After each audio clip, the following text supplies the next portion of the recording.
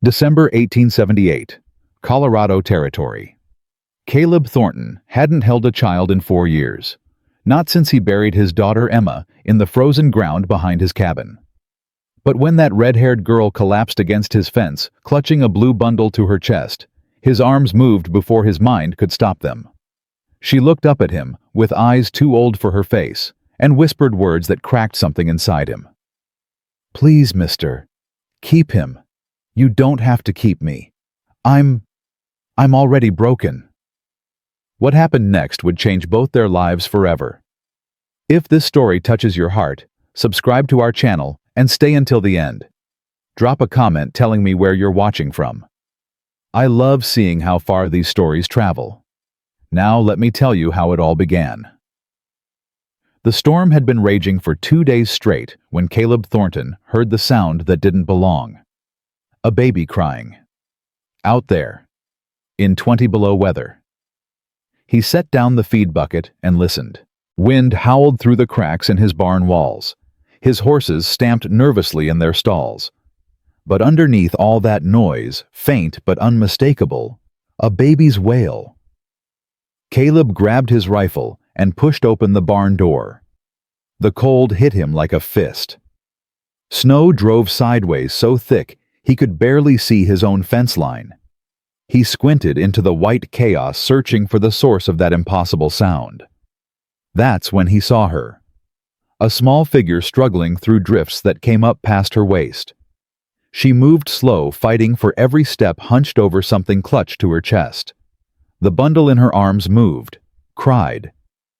Caleb's heart stopped. He didn't think, just ran. His boots punched through the snow crust as he covered the distance between them. The girl saw him coming and tried to move faster, but her legs gave out. She went down hard, twisting her body to protect whatever she was carrying. She didn't get back up. Caleb reached her in seconds, dropped to his knees beside her. The girl couldn't have been more than 9 years old. Red hair plastered to her face, skin gray-white with cold lips the color of a bruise. She was wearing a dress too thin for autumn, let alone a blizzard. No coat, no gloves. Feet wrapped in rags that had long since soaked through. But her arms were locked around that bundle like iron bands. Even half frozen, even barely conscious, she wouldn't let go. "Give me the baby," Caleb said. Her eyes flew open. One was bright green, sharp with fear. The other was clouded, scarred, the lid drooping halfway closed. "No." Her voice was barely a whisper. "No, please. I ain't gonna hurt him, but I can't carry you both unless you let go." She stared at him. Caleb watched her mind work, watched her weigh her options. Trust a stranger or die in the snow. Not much of a choice, but he could see how hard it was for her to make it. Finally, her arms loosened. Caleb pulled back the blue cloth and his breath caught. A baby boy, maybe 7 or 8 months old. His little face was pale, too pale, and when he breathed, Caleb heard something that made his stomach drop. A wet rattle, deep in the chest. He knew that sound. He'd heard it before 4 years ago in his daughter Emma's chest, the night before she died. "How long's he been coughing like this?" Caleb asked. 3 days. The girl's teeth were chattering so hard she could barely speak. "Maybe 4. I lost count." Caleb tucked the baby inside his coat against his chest, where his body heat could do some good. Then he scooped up the girl with his other arm. She weighed almost nothing, just bones and determination and whatever stubborn fire had kept her walking through this storm. "Hold on," he said. She grabbed his collar with frozen fingers and buried her face against his shoulder. Caleb carried them both through the blizzard, fighting the wind every step. By the time he kicked open his cabin door, his arms were screaming and his lungs burned from the cold. But they were inside. They were alive. He laid the girl on the rug in front of his fireplace and unwrapped the baby from his coat. The little boy's breathing was shallow, labored, that terrible rattle echoing with every breath. "Stoke that fire," Caleb told the girl. "Can you do that?" She nodded, already crawling toward the woodpile. Her movements were clumsy fingers, too numb to grip properly, but she managed to add 2 logs to the flames. Caleb focused on the baby. He stripped off the wet clothes, wrapped the child in a dry blanket from his own bed, held him close to the fire's warmth. The baby whimpered, but didn't cry. Too weak to cry. That scared Caleb more than anything. "What's his name?" he asked. "Theo." The girl's voice cracked. "Theodore Patrick Sullivan, after our pa." "And you?" "Willa. Willa Sullivan." Caleb glanced at her. She was still shaking violently, still wearing those soaked-through rags, but she hadn't asked for a single thing for herself. Just watched him tend to her brother with eyes that held too much fear and not enough hope. "There's dry clothes in that trunk," Caleb said, nodding toward the corner. "They'll be too big, but they're warm. Change while I heat some milk for the baby." Willa didn't move. "Go on, girl. You ain't no good to your brother if you freeze to death." She hesitated another moment, then limped toward the trunk. Caleb noticed the way she favored her left leg, the slight drag in her step. Old injury, not new. Someone had hurt this child, and not just once. He pushed the thought aside and focused on what he could fix right now. The milk was warm, but not hot when he tested it on his wrist. He dribbled some into Theo's mouth, watched the baby swallow weakly. Good. At least he could still eat. "He needs medicine," Caleb said. "Real medicine from a doctor." "I know." Willa's voice came from behind him. He turned. She stood there drowning in one of his old flannel shirts, the sleeves hanging past her hands, the hem nearly touching her knees. She'd found a pair of wool socks and pulled them up to her thighs.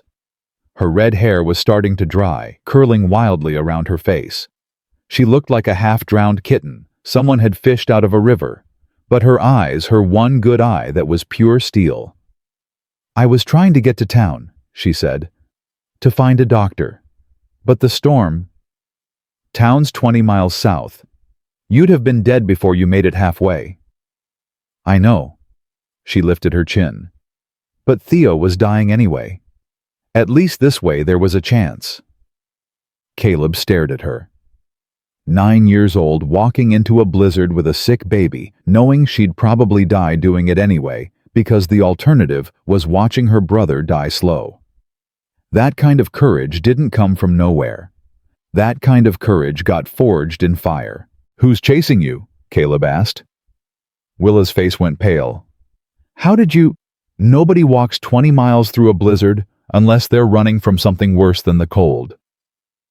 "Who is it?" She was quiet for a long moment.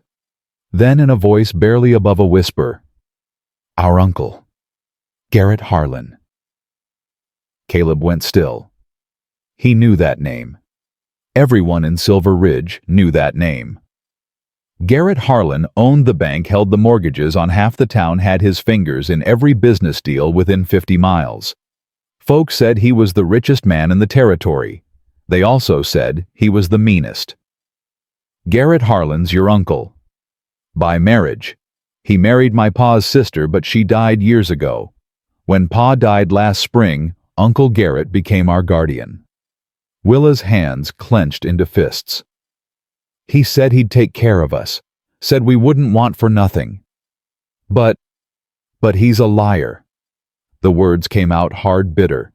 "He don't want us. He wants what pa left us, the silver mine, the house, everything. And once he gets it—" She trailed off. "Once he gets it, what—" Willa looked at Theo, still struggling to breathe in Caleb's arms. "He was gonna put us on the orphan train, send us east 200 miles in this weather. I told him Theo was too sick. I told him the baby would die." Her voice cracked. "He said that would solve one problem at least." Caleb's jaw tightened. "So you ran?" "I waited till he was asleep, took Theo and walked out. I didn't know where to go. Just away, as far as I could get. And you ended up here." She nodded. "I saw the light from your window. Thought maybe—" She stopped, swallowed hard. "Mister, I know I ain't got no right to ask you nothing, But please, please, can you take him? Take him where? Here. Keep him here. Keep him safe. Willa took a step forward, her one good eye bright with desperate tears. He's just a baby. He ain't done nothing wrong. He just needs milk and warmth and someone to love him. Please, mister, you don't have to keep me. I'm already broken. She gestured to her bad eye, her limping leg. I ain't strong like other girls. I ain't pretty. I ain't worth much to nobody. But Theo's perfect. He's good and sweet and he laughs at everything, and he don't deserve to die because our uncle's a monster. Her voice broke completely. Please, just take him. I'll go. I'll walk back out into that storm and I won't never bother you again. Just save my brother. Caleb looked at her. This half-frozen, half-blind, completely broken child offering to die so her baby brother could live. And something cracked open inside his chest. Something he'd sealed shut 4 years ago, the night he buried his daughter. What's your name again? He asked quietly. Willa. Willa Sullivan. Willa. He tasted the name. You know what that name means? She shook her head. It means resolute protector.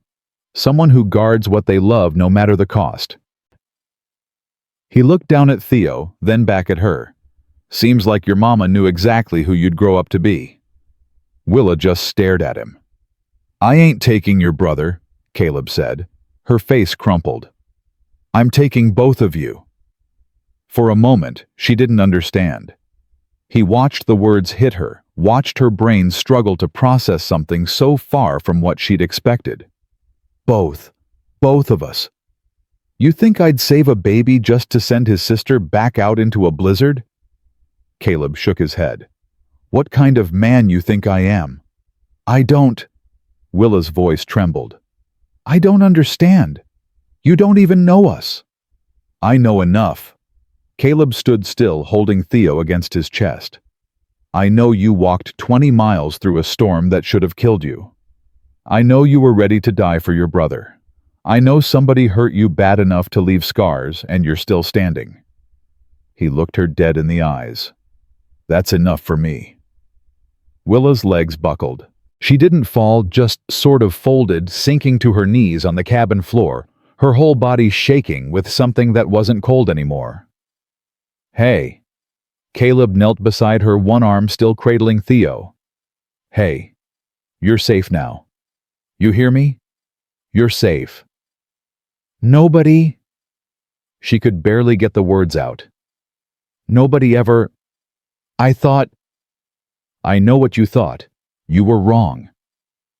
She looked up at him, tears streaming down her face, and Caleb saw something he recognized. The same look his daughter Emma used to give him back when she believed her daddy could fix anything.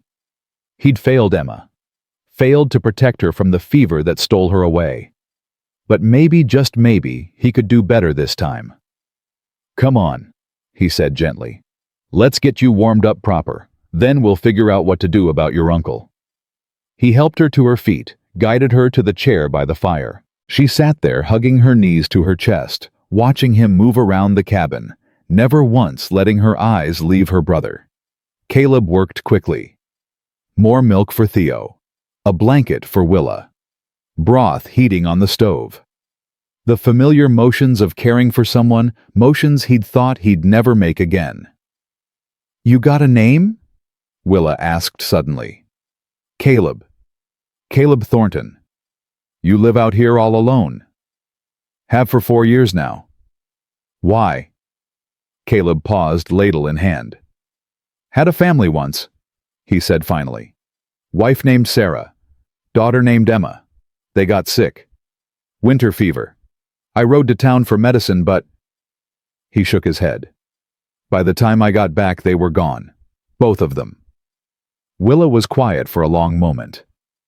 I'm sorry, she whispered. Me too. He finished ladling broth into a bowl and brought it to her. She took it with both hands, held it close like it was something precious. Is that why you took us in? She asked. Because of them. Caleb sat down across from her. Theo still nestled in his arm. Partly, he admitted. But mostly because... He stopped, tried to find the right words. Mostly because I spent 4 years being dead inside, building fences, feeding horses, going through the motions, telling myself I was living when really I was just waiting to die. He looked at her. Then you showed up, and I thought maybe this is it. Maybe this is why I'm still here. Not for me, for someone else. Willa's good eye glistened. That's a lot of pressure to put on a kid you just met. Caleb almost smiled. You're probably right. I usually am. She took a sip of broth. Mama said I got the Sullivan stubbornness and the O'Brien temper. Said I'd either save the world or burn it down depending on my mood. Your mama sounds like a smart woman. She was. Willa's voice went soft. She died having Theo. Bled out right there in the bed. I was holding her hand when she went. Caleb's chest tightened. How old were you? 8. 8 years and 3 months. She stared into her broth. Pa tried to keep us together after that. Tried real hard. But then he had his accident and... What kind of accident? Willa's hand trembled, making the broth slosh in the bowl. They said a beam collapsed in the mine. Crushed him. But I don't think it was an accident. Why not? Because I saw Uncle Garrett, the night before, sneaking out of the equipment shed. She looked up at Caleb. I was supposed to be in bed, but I couldn't sleep. I went to the window and I saw him. He had something in his hands. Tools, maybe. I didn't think nothing of it then, but after Pa died... She didn't finish. Didn't need to. You think your uncle killed your father, Caleb said. I don't think it. I know it. Her voice hardened. Uncle Garrett hated Pa. Hated that Pa was successful, that Pa had everything he wanted. They used to be partners, you know. Back when Pa first found the silver vein, but Pa bought him out. Paid him fair, but Uncle Garrett never forgave him for it. And now with your Pa dead... Now Uncle Garrett's our guardian. Controls our inheritance until we're 21. Or until we die. Willa's jaw clenched. That's why he wants to send us east. Get us far away where nobody knows us. Nobody cares about us. And if something happens to us there, well, tragic accident.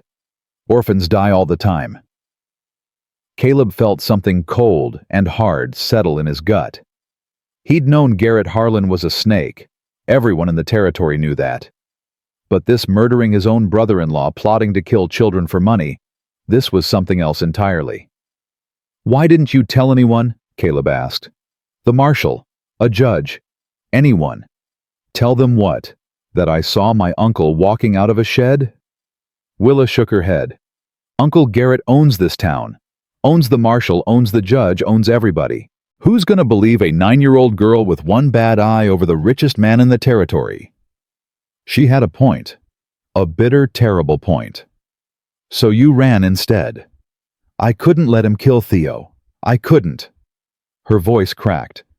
Theo's all I got left. He's the only family I got. And he's so little and he don't understand nothing, and I promised Mama. Right before she died, I promised her I'd take care of him. I'd keep him safe. And you have, Caleb said quietly. You kept him safe all the way here. But I can't keep him safe from Uncle Garrett, not alone. I'm just a kid. I can't fight him, can't outrun him, can't... You ain't alone anymore. Willa stopped, looked at him. What? I said you ain't alone anymore. Caleb held her gaze. You and your brother, you're under my roof now. And long as you're here, I'll protect you. Both of you. That's a promise. You can't make that promise. You don't know Uncle Garrett. I know plenty of men like your uncle. Met more than a few when I was a ranger. Rich men who think they can buy whatever they want. Powerful men who think the law don't apply to them. Caleb's voice hardened. They all got one thing in common, Willa. They all bleed when you shoot them. Willa's eye went wide. You were a Texas Ranger. 10 years. Quit when my wife and daughter died. Couldn't see the point anymore. He looked at Theo sleeping fitfully in his arms. But maybe I quit too soon. Maybe there's still work that needs doing. You'd really stand against Uncle Garrett for us. I'd stand against the devil himself for a child who needs protecting. Caleb met her eyes. That answer your question? For the first time since he'd found her in the blizzard, Willa smiled. It was small, fragile, gone almost as soon as it appeared. But it was real. Mama used to say there were still good men in the world, she whispered. I stopped believing her after Pa died. Maybe I was wrong. Maybe you were. Theo coughed, then a deep, wet, rattling cough that shook his whole little body. Willa was on her feet, instantly leaning over Caleb's arm, her face tight with fear. He's getting worse. I know. Caleb stood cradling the baby carefully. I need to ride to town, get medicine, a doctor if I can. In this storm. Storm's letting up. I can make it. Willa grabbed his arm. What if Uncle Garrett's in town? What if he sees you? Then I'll deal with him. Caleb. She stopped, swallowed. Mr. Thornton, please, be careful. If something happens to you, then you take your brother and you run. There's a trail out back through the pine grove, leads to Ute territory. Chief Stone River, he's a friend. He'll protect you. Chief Stone River. Long story. Tell you when I get back. Caleb handed Theo to her carefully. Keep him warm. Keep the fire going. Don't open the door for nobody but me. You understand? Willa nodded, clutching her brother to her chest. Caleb grabbed his coat, his hat, his rifle. At the door he paused, looked back at the two children he'd just promised to protect. Sarah and Emma were gone. Nothing could bring them back. Nothing could undo the failure that had haunted him for 4 years. But maybe, just maybe, he could do better this time. I'll be back, he said. You promise. He looked at Willa, at Theo, at the life he'd forgotten how to live. I promise. Then he walked out into the storm. The cold hit him like a physical blow. The wind had died down some, but the snow was still falling thick and fast. Visibility was maybe 20 feet. Good enough to follow the trail if you knew where you were going. Caleb knew. He saddled his horse in the barn, checked his rifle, made sure his ammunition was dry. Then he mounted up and headed south. Toward Silver Ridge. Toward Garrett Harlan. Toward whatever waited for him there. He'd made it maybe 3 miles when he heard the other horses. Multiple riders coming fast from the east. Caleb pulled his mount behind a stand of pines and waited rifle ready. The riders came into view through the falling snow. 6 men, maybe 7, riding hard despite the weather. At their head, wrapped in a fur coat that probably cost more than Caleb's entire ranch, was a man he'd recognize anywhere. Garrett Harlan. And he was heading straight for Caleb's cabin. Caleb's blood went cold.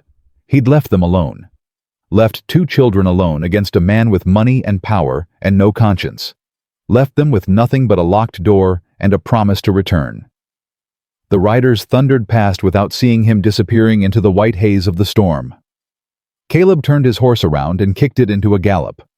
Medicine could wait. The doctor could wait. Everything could wait. Those children couldn't. He rode harder than he'd ever ridden, pushing his horse to the limit, praying he wasn't already too late.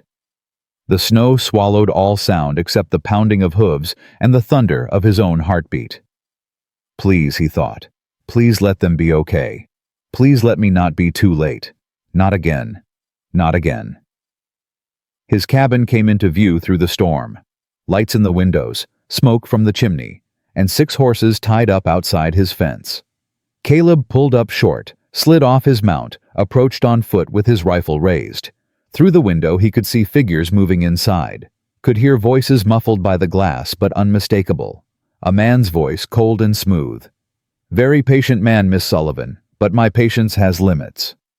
A girl's voice shaking but defiant. You ain't taking him. You ain't taking neither of us. I'm your legal guardian child. I have papers signed by a judge. You belong to me. I don't belong to nobody. And neither does Theo. Caleb moved to the door, put his hand on the latch. Last chance, Garrett's voice said. Come quietly, or my men will carry you out. Either way, you're leaving this cabin tonight. Over my dead body, Willa said. That, Garrett said softly, can be arranged. Caleb kicked open the door. 6 men stood in Caleb's cabin. 5 of them were hired muscle-rough-looking types with guns on their hips and dead eyes that said they'd kill for money and sleep fine after. The 6th was Garrett Harlan himself, standing by the fireplace like he owned the place, one hand resting on Willa's shoulder. The girl was frozen in place. Theo clutched to her chest, her face white with terror. When Caleb kicked open that door, every head in the room turned. Get your hand off her, Caleb said. His rifle was up aimed dead center at Garrett's chest. His finger rested on the trigger, steady as stone. Garrett's eyes narrowed. Mr. Thornton, I don't believe we've been formally introduced. Don't need an introduction to know what you are. Caleb stepped inside, keeping his back to the wall, his rifle moving to cover the hired guns. I said get your hand off the girl. Garrett smiled. It was the kind of smile that never reached his eyes. These children are my legal wards, Mr. Thornton. I have papers signed by Judge Crawford himself. Whatever lies this girl has told you. She ain't told me nothing I couldn't figure out myself. Caleb's voice was flat, cold. Man don't send 6 armed riders through a blizzard to fetch runaways unless he's got something to hide. I was worried about them. The storm. You were worried about your inheritance. Now step away from her, or I'll put a bullet through your skull and let God sort out the paperwork. The room went silent. Garrett's hired men shifted hands, moving toward their weapons. But Caleb had been a ranger for 10 years. He knew how this math worked. He could drop 2, maybe 3 before they got him. And the first one he'd drop was Garrett. From the look on Garrett's face, he knew it too. Mr. Thornton. Garrett's voice had lost some of its smoothness. Let's be reasonable men about this. I'm simply here to collect my wards and take them home. There's no need for violence. Then why'd you bring 5 guns? Protection. The roads aren't safe. Roads are plenty safe. It's your intentions that ain't. Caleb jerked his chin toward the door. Get out, all of you, now. I have legal rights. You got legal paper. That ain't the same thing. Caleb took another step forward. Those children asked me for help. I gave it. And I ain't in the habit of breaking my word. You're making a serious mistake. Wouldn't be my first. For a long moment, nobody moved. Caleb could feel the tension in the room, like a physical weight pressing down on all of them. One wrong twitch, and this whole thing would explode into gunfire. Then Garrett laughed. It wasn't a happy sound, more like a dog baring its teeth. Very well, Mr. Thornton. Keep them for tonight. But come morning, I'll be back with Marshal Dawson and proper legal authority. He straightened his coat, adjusted his fur collar. We'll see how brave you are when you're facing the law instead of just me. Looking forward to it. Garrett walked toward the door. His men followed, filing out one by one, each of them giving Caleb hard looks as they passed. The last one, a big man with a scar running down his cheek, paused at the threshold. You just made yourself a powerful enemy, old man. Add him to the list. The door slammed shut. Caleb waited until he heard the horses ride away before he lowered his rifle. His hands were shaking. Mr. Thornton. Willa's voice was small, trembling. Are you okay? I'm fine. He wasn't. His heart was pounding so hard he could feel it in his teeth. He was gonna take us. He was gonna... Her voice cracked. Thank you. Thank you for coming back. I told you I would. I know, but... She looked down at Theo, who had somehow slept through the whole confrontation. People say a lot of things. They don't always mean them. Caleb crossed the room and knelt in front of her. looked her dead in the eyes. "Willa, I meant every word. You and your brother, you're safe here. I'm gonna make sure of that." "How Uncle Garrett's coming back with the marshal? He's got papers, he's got money, he's got... And I've got a rifle and 10 years of experience dealing with men who think they're above the law." Caleb put his hand on her shoulder gently, carefully, the way you'd touch a wounded animal. "We'll figure this out, together, but right now you need to rest, both of you." Willa shook her head. "I can't sleep, not after..." "Then sit by the fire, hold your brother. Let me worry about what comes next." She hesitated. Then slowly she nodded. Caleb guided her to the chair, wrapped a blanket around her shoulders, made sure Theo was secure in her arms. The baby's breathing was still rough, still rattled, but he was sleeping peacefully. Small mercies.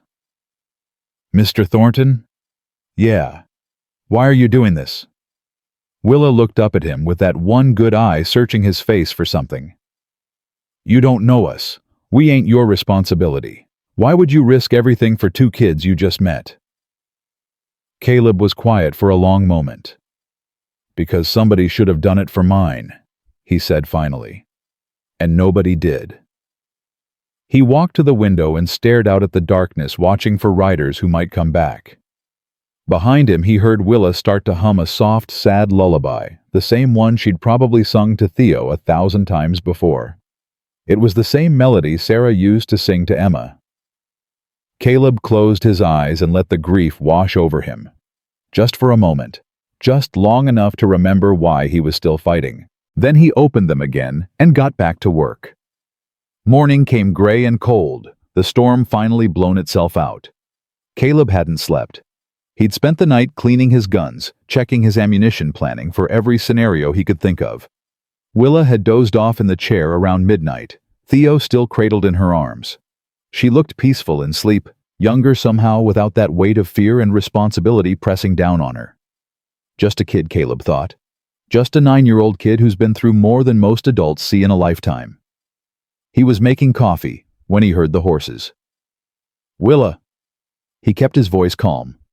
"Wake up." Her eyes flew open instantly, body tensing. "What is it?"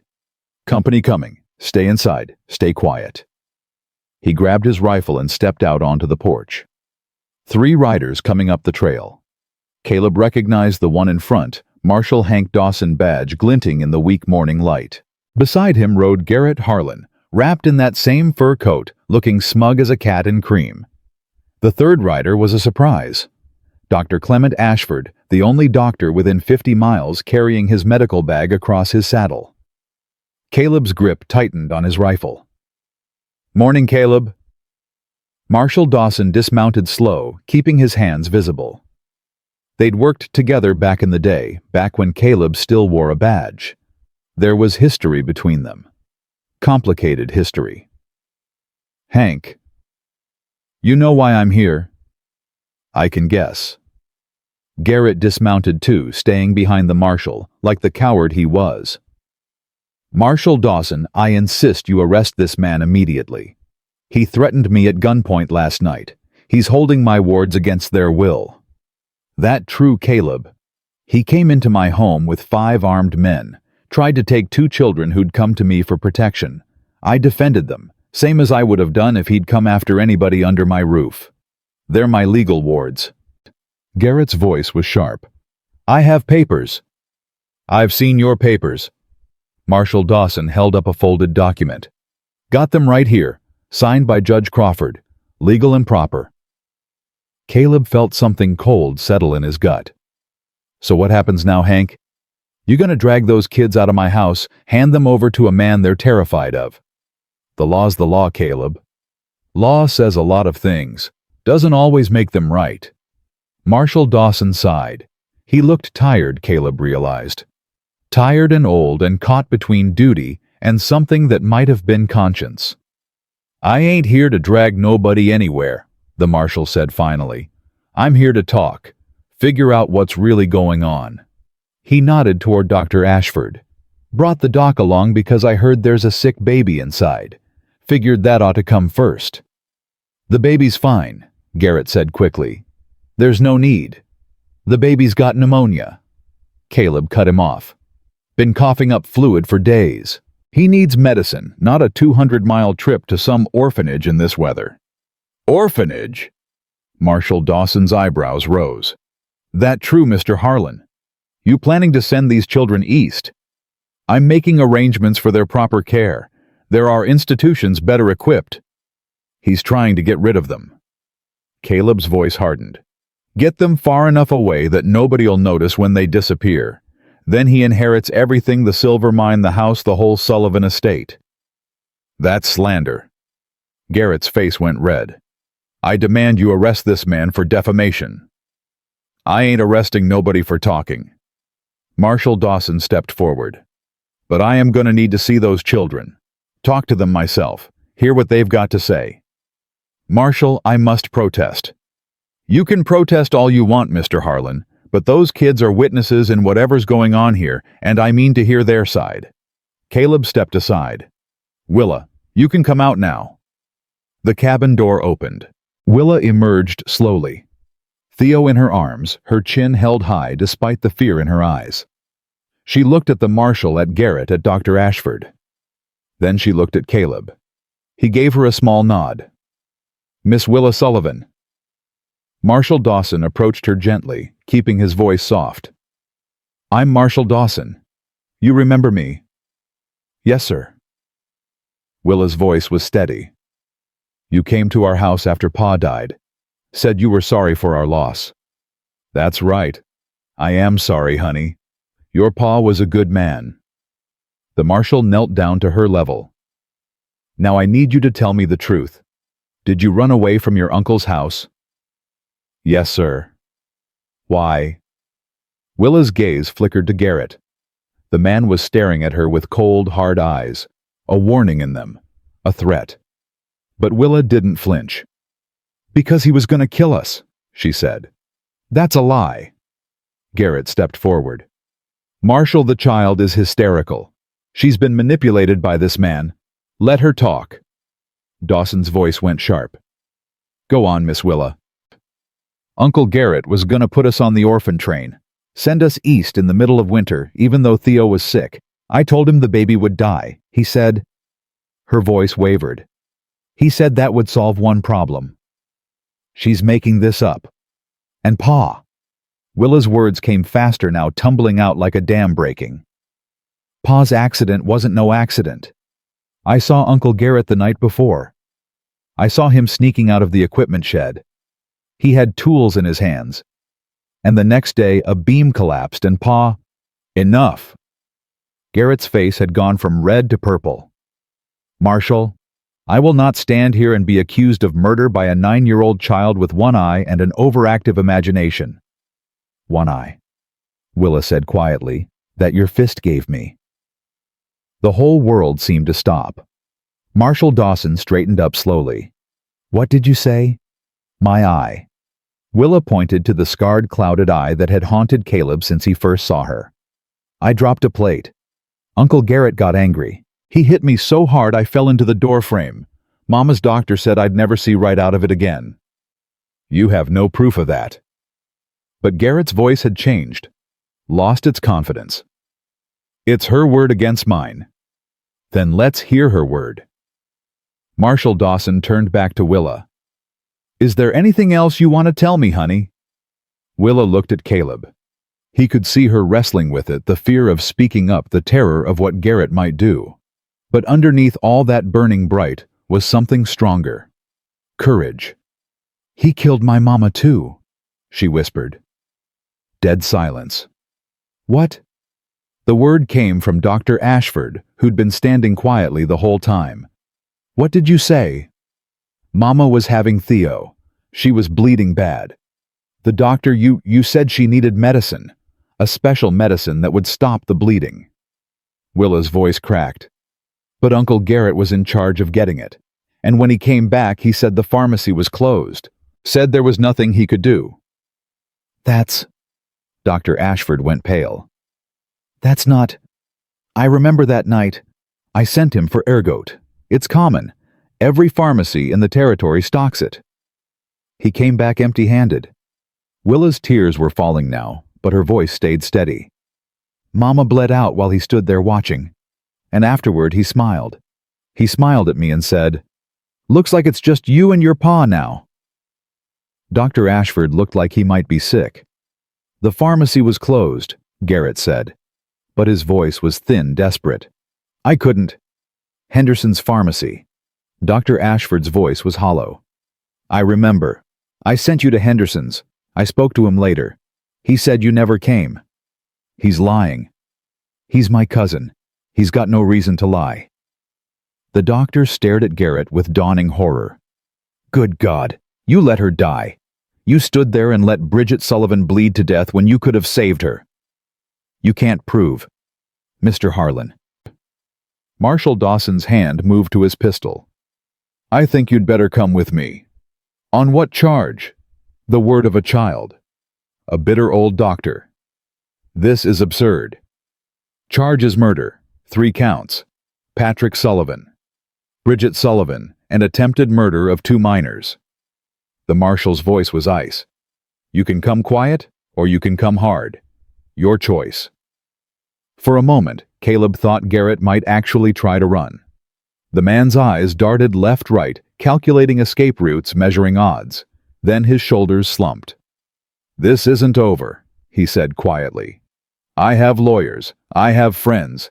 You'll never make any of this stick." "Maybe not." Marshal Dawson pulled out handcuffs. "But you'll have a hell of a time running for office from a jail cell." They took Garrett Harlan away in chains, his protests echoing through the cold morning air until the distance swallowed them. Dr. Ashford stayed behind to examine Theo.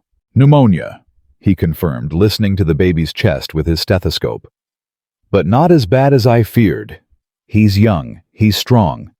With proper medicine and rest, he should recover." "Should?" Willa's voice was tight with worry. "Will." Dr. Ashford smiled at her, a sad, guilty smile. "He will recover, Miss Willa. I promise you that." He gave them medicine instructions, a promise to return in 2 days to check on the baby. Then he mounted his horse and followed the marshal's trail back to town. Caleb and Willa stood on the porch watching him go. "Is it over?" Willa asked quietly. "No." Caleb shook his head. "Garrett's got money, power, connections. He'll make bail, get lawyers, fight this thing tooth and nail. So what do? We prepare." Caleb looked down at her. "And we find proof, real proof. Something that'll put him away for good." "What kind of proof?" "I don't know yet." He put his hand on her shoulder. "But we'll figure it out. Together." Willa nodded slowly. Then she did something that surprised him. She hugged him. Quick, fierce, her thin arms wrapping around his waist before pulling back just as fast. "Thank you," she whispered, "for believing me." Caleb's throat went tight. "Always," he said. 3 days passed. Quiet days. Caleb taught Willa how to gather eggs without spooking the chickens, how to knead bread dough, how to clean a rifle. She learned fast, watched everything with that sharp green eye, remembered everything she saw.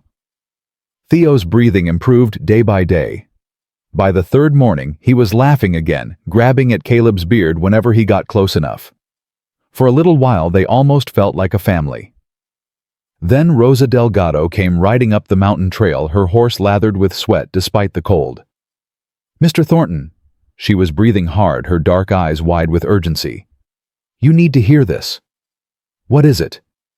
"Garrett Harlan. He made bail yesterday. Judge Crawford let him out." Caleb's jaw tightened. "On what grounds?" "Insufficient evidence. The judge said a child's testimony wasn't enough to hold him without corroboration." Rosa glanced at Willa, who'd come to stand beside Caleb. "I'm sorry, Pequeña. I know how hard it was for you to speak up." "He's free." Willa's voice was barely a whisper. "He's just free. For now. But there's more." Rosa lowered her voice. "I heard him talking at the saloon last night. He was drinking with some men. Bad men from down south. The kind you hire when you want something done that can't be traced back to you. Caleb felt cold settle in his bones. How many? 4 that I saw, maybe more. Rosa looked at him with something close to fear in her eyes. He's not going to wait for a trial, Mr. Thornton. He's going to take those children by force. And anyone who stands in his way. She didn't finish. Didn't need to. When? Caleb asked. Soon. Tonight, maybe. Tomorrow at the latest. Rosa grabbed his arm. You need to run. Take the children and go. Change your name. Start over somewhere he can't find you. And let him win. Let him have his money. What does it matter? Those children are worth more than any silver mine. It ain't about the money. Caleb's voice hardened. It's about justice. About a man who killed 3 people and wants to kill 2 more. I ain't running from that. I ain't teaching these kids that evil wins if you're rich enough. Then you'll die. Rosa's voice cracked. And those children will die with you. Maybe.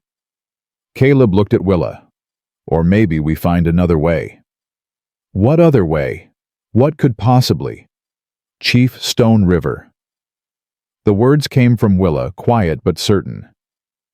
Mr. Thornton mentioned him before. Said he was a friend.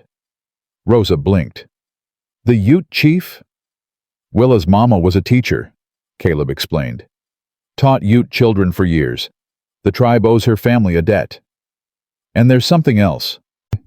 Willa's voice was stronger now, that familiar steel creeping back in. Mama was part Ute. Her grandmother was born in the tribe. That makes me and Theo part tribal, Rosa breathed. Under treaty law. Under treaty law, children with tribal blood can claim tribal protection. Caleb nodded slowly. White man's courts, white man's papers, none of it matters if the tribe claims jurisdiction. Would they do that for outsiders? Only one way to find out. That night, Caleb rode to the Ute village alone. Left Willa and Theo with Rosa, made her promise to take them to the Pine Trail if he wasn't back by morning. Chief Stone River was older than Caleb remembered. More gray in his hair, more lines on his face, but his eyes were still sharp, still clear, still carried the weight of generations. Caleb Thornton. The chief didn't seem surprised to see him. I wondered when you would come. You know why I'm here.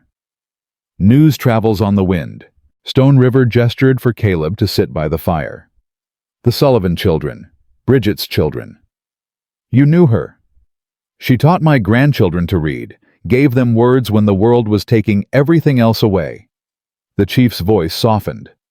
When she died, we mourned her as one of our own. Her children need help. Garrett Harlan wants them dead.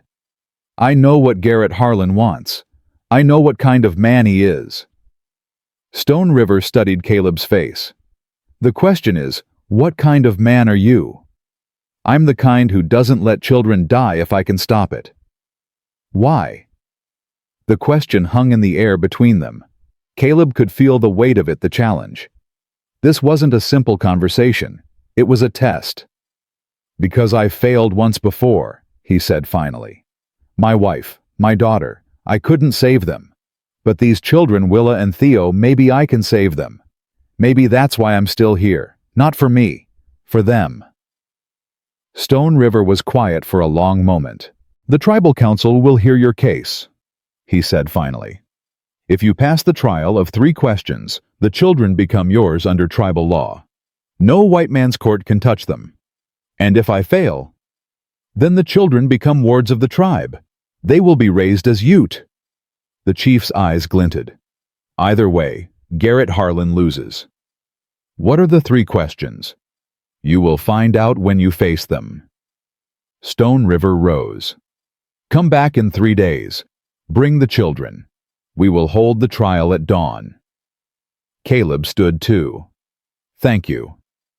Don't thank me yet. The chief's voice carried a warning. The questions are not easy, Caleb Thornton.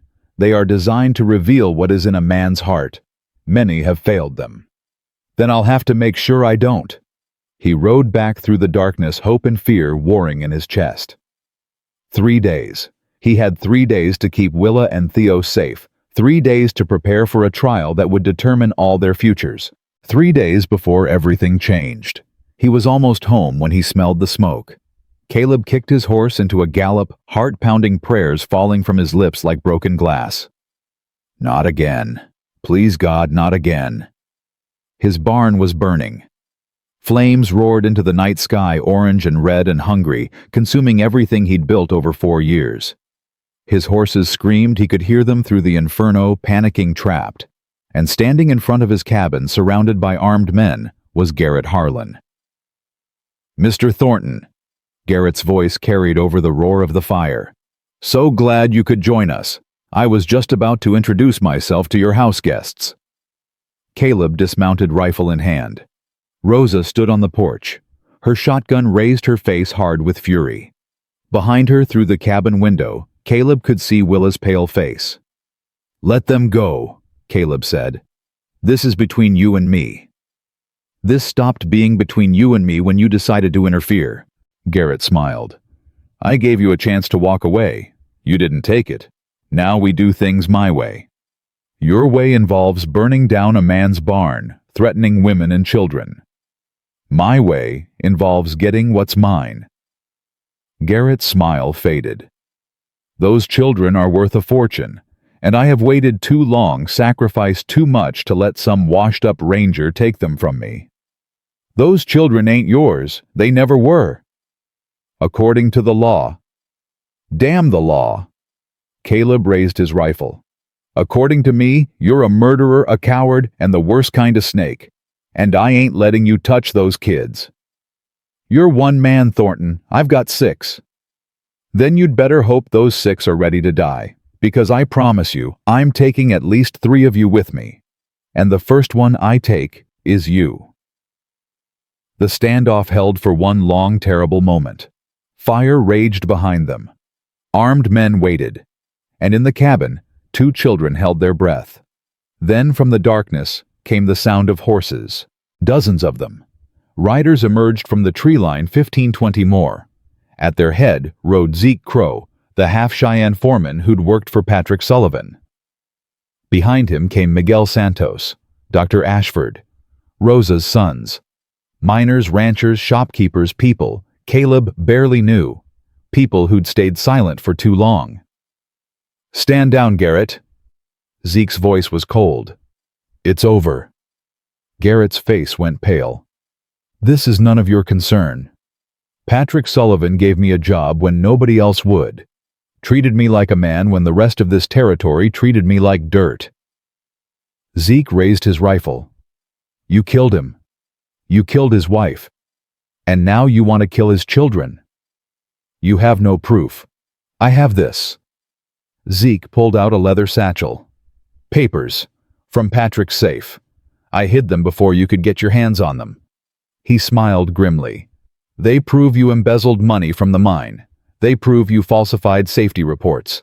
And they include a letter Patrick wrote the day before he died, saying he suspected you were planning something." Garrett's composure finally cracked. "Those papers are forgeries." "Then you can explain that to a judge." Marshal Dawson rode out of the darkness, badge gleaming in the firelight. "Garrett Harlan, you're under arrest, again, and this time you ain't making bail." The hired guns looked at each other, looked at the army of townsfolk surrounding them. One by one, they dropped their weapons. Garrett stood alone. "This isn't justice," he spat. "This is mob rule." "No." Caleb lowered his rifle. "This is people finally standing up for what's right." They took Garrett away in chains for the second time. But this time, Caleb knew it would stick. The papers Zeke had saved, the witnesses ready to testify, the whole town finally willing to speak truth. It was over. Almost over. Because somewhere in the back of his mind, Caleb knew there was still one more trial to face. And this one, he had to face alone. The morning of the trial came cold and still. Caleb rose before dawn, unable to sleep, his mind churning with fears he couldn't name. He checked on Willa and Theo one more time, found them both sleeping peacefully in the small bedroom.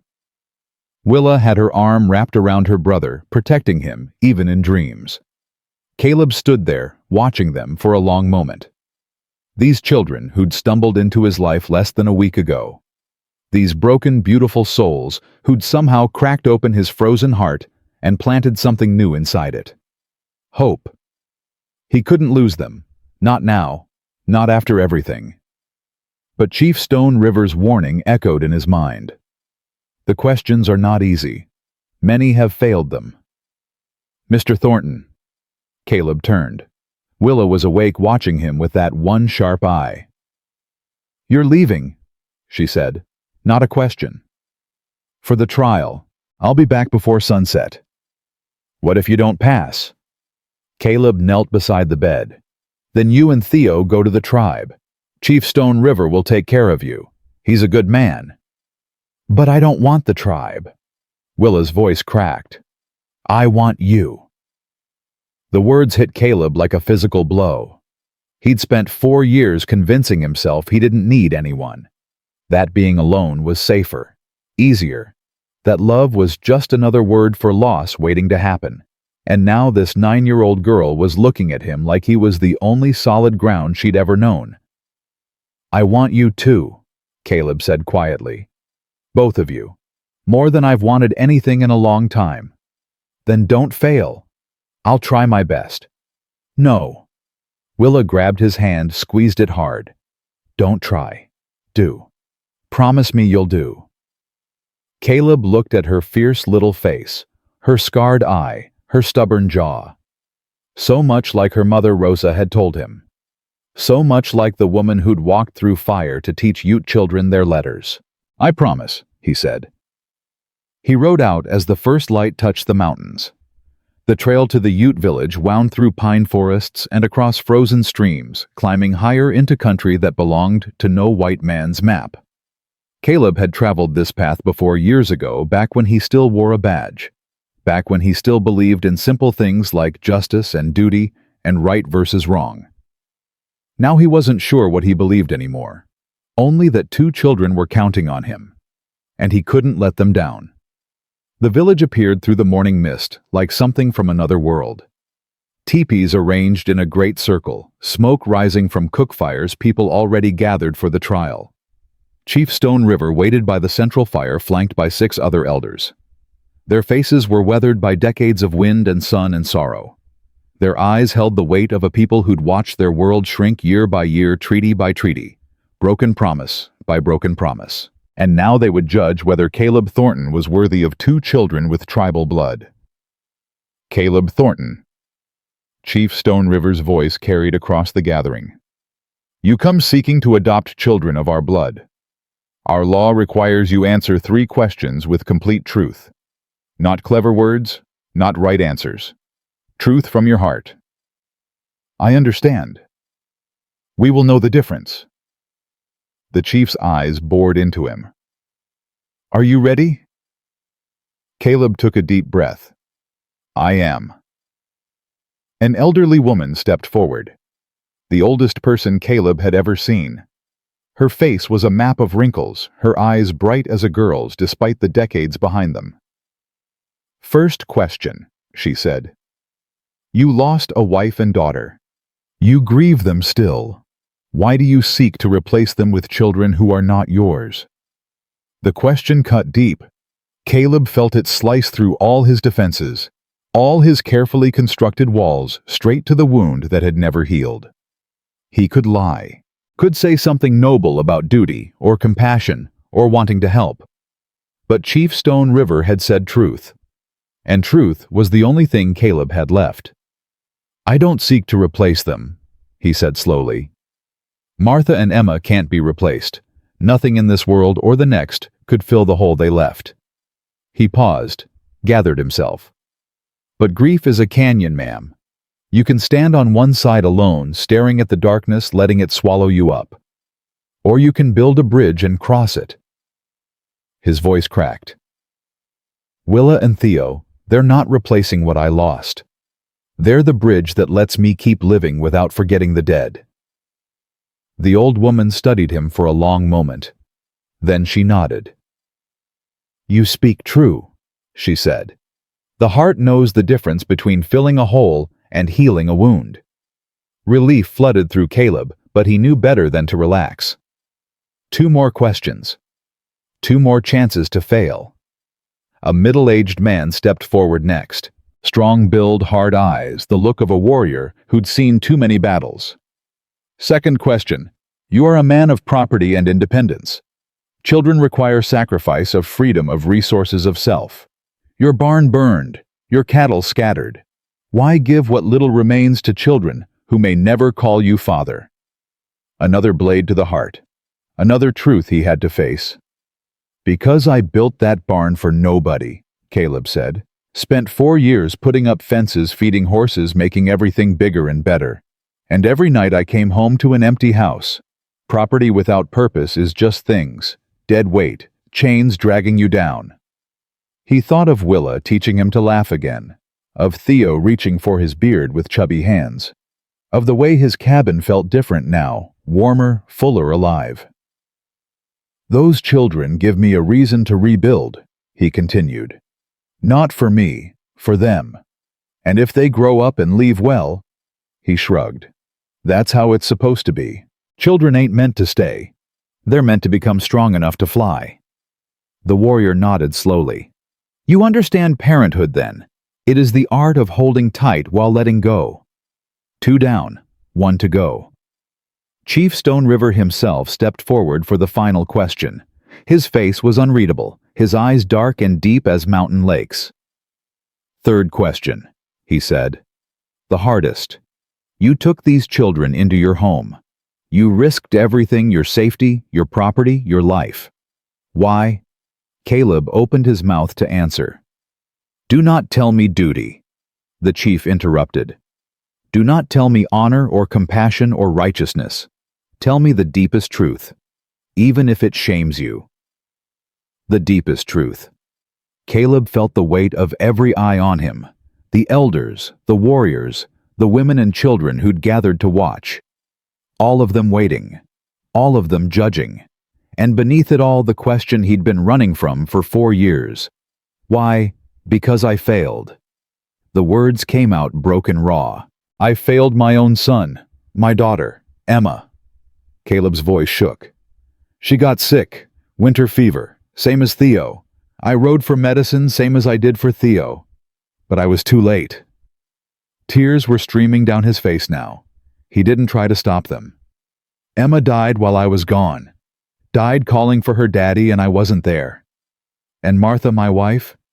She looked at me with these eyes that forgave me, which was worse than any blame. She forgave me, but I never forgave myself." He took a shuddering breath. "When I saw Willa carrying Theo through that blizzard, when I saw his blue lips, I saw my second chance, my redemption." He met the chief's eyes. "I ain't taking them in out of kindness, Chief. I ain't that noble. I'm taking them in out of desperation. Because if I can save them, maybe I can live with what I couldn't save before." Silence. Complete, absolute silence. Caleb had just confessed his deepest shame to 100 strangers. Admitted he was broken, selfish, desperate. Every instinct told him he'd failed, that no one would trust children to a man who couldn't even save his own. Then Chief Stone River did something unexpected. He smiled. "You have answered the 3 questions," he said, "and you have done what no man seeking adoption has ever done before." Caleb braced himself for rejection. "You told the truth, the full truth." The chief's voice carried warmth now, and something that might have been respect. "Most men give us noble lies. They want children out of love, out of duty, out of strength. You are the first to admit you do it out of brokenness." He placed his hand on Caleb's shoulder. "And that Caleb Thornton is the only honest reason to become a father." The old woman stepped forward again. "All parents are broken people trying to raise children better than they were raised. You admit your cracks. Others hide them." She smiled, and her face transformed into something beautiful. "We trust a cracked pot that admits it leaks more than a perfect pot that hides its holes." "The council has decided," Chief Stone River announced to the gathered tribe. The children are yours. May their healing and yours walk the same path." A cheer went up, whoops and hollers that echoed off the canyon walls. Women started singing. Drums began to beat. And Caleb stood there in shock, barely believing what he'd heard. He'd passed. He'd actually passed. "Bring the children," the chief told a young warrior. "They should be here for the celebration." "They're at my cabin," Caleb started to say. "I can ride back, and—" A rider burst into the village at full gallop. One of Rosa's sons, his horse covered in foam, his face pale with fear. "Mr. Thornton!" he was shouting before he'd even dismounted. "You need to come quick." Caleb's blood went cold. "What is it?" "Garrett Harlan. He escaped. Last night, killed a deputy, and took his horse." The chief's smile vanished. "Killed a deputy?" Caleb grabbed the young man's arm. "Where is he now?" "Nobody knows. Marshals got posses searching everywhere." "But Mr. Thornton—" The boy's voice cracked. "Before he ran, someone heard him talking. Heard him say he's going for the children. Said if he can't have them, nobody will." The world seemed to tilt beneath Caleb's feet. Willa, Theo. Alone at the cabin with only Rosa to protect them. "How long?" His voice came out harsh, strangled. "How long has he been free?" "Since midnight, maybe earlier." 6 hours. Garrett had a 6-hour head start, and he knew exactly where to find them. "Chief!" Caleb turned to Stone River. "I need to go. Now. Take warriors with you." "There's no time. I can travel faster alone." "Then go." The chief gripped his shoulder. "Protect your children, Caleb Thornton. We will follow." Caleb was on his horse before the words finished leaving Stone River's mouth. He kicked the animal into a gallop, tearing down the mountain trail faster than he'd ever ridden before. "Please," he prayed. "Please let me not be too late. Not again. Not again." The trail blurred beneath him. Trees whipped past. His horse's breath came in great heaving gasps, but Caleb pushed harder, faster, his heart pounding a rhythm of terror against his ribs. 6 hours. 6 hours for Garrett to reach the cabin. 6 hours for him to do whatever terrible thing he had planned. Caleb thought of Willa's face, her fierce green eye, her stubborn jaw, her voice saying, "I want you," like it was the most important truth in the world. He thought of Theo's laugh, his chubby hands, the way he'd finally stopped coughing, finally started getting better. He thought of the promise he'd made just this morning. "Don't try. Do. Promise me you'll do." "I'm coming," Caleb whispered through clenched teeth. "Hold on. I'm coming." He was still 2 miles from the cabin when he smelled the smoke. No. No, no, no, no, no. He crested the final ridge and his heart stopped. His cabin was burning. Flames roared from the windows, from the roof, consuming everything he'd built. Black smoke billowed into the gray winter sky.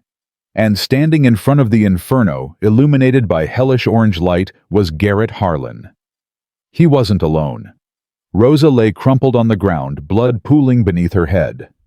Beside her stood one of Garrett's hired men, the big one with the scar, the one who'd threatened Caleb at the first confrontation.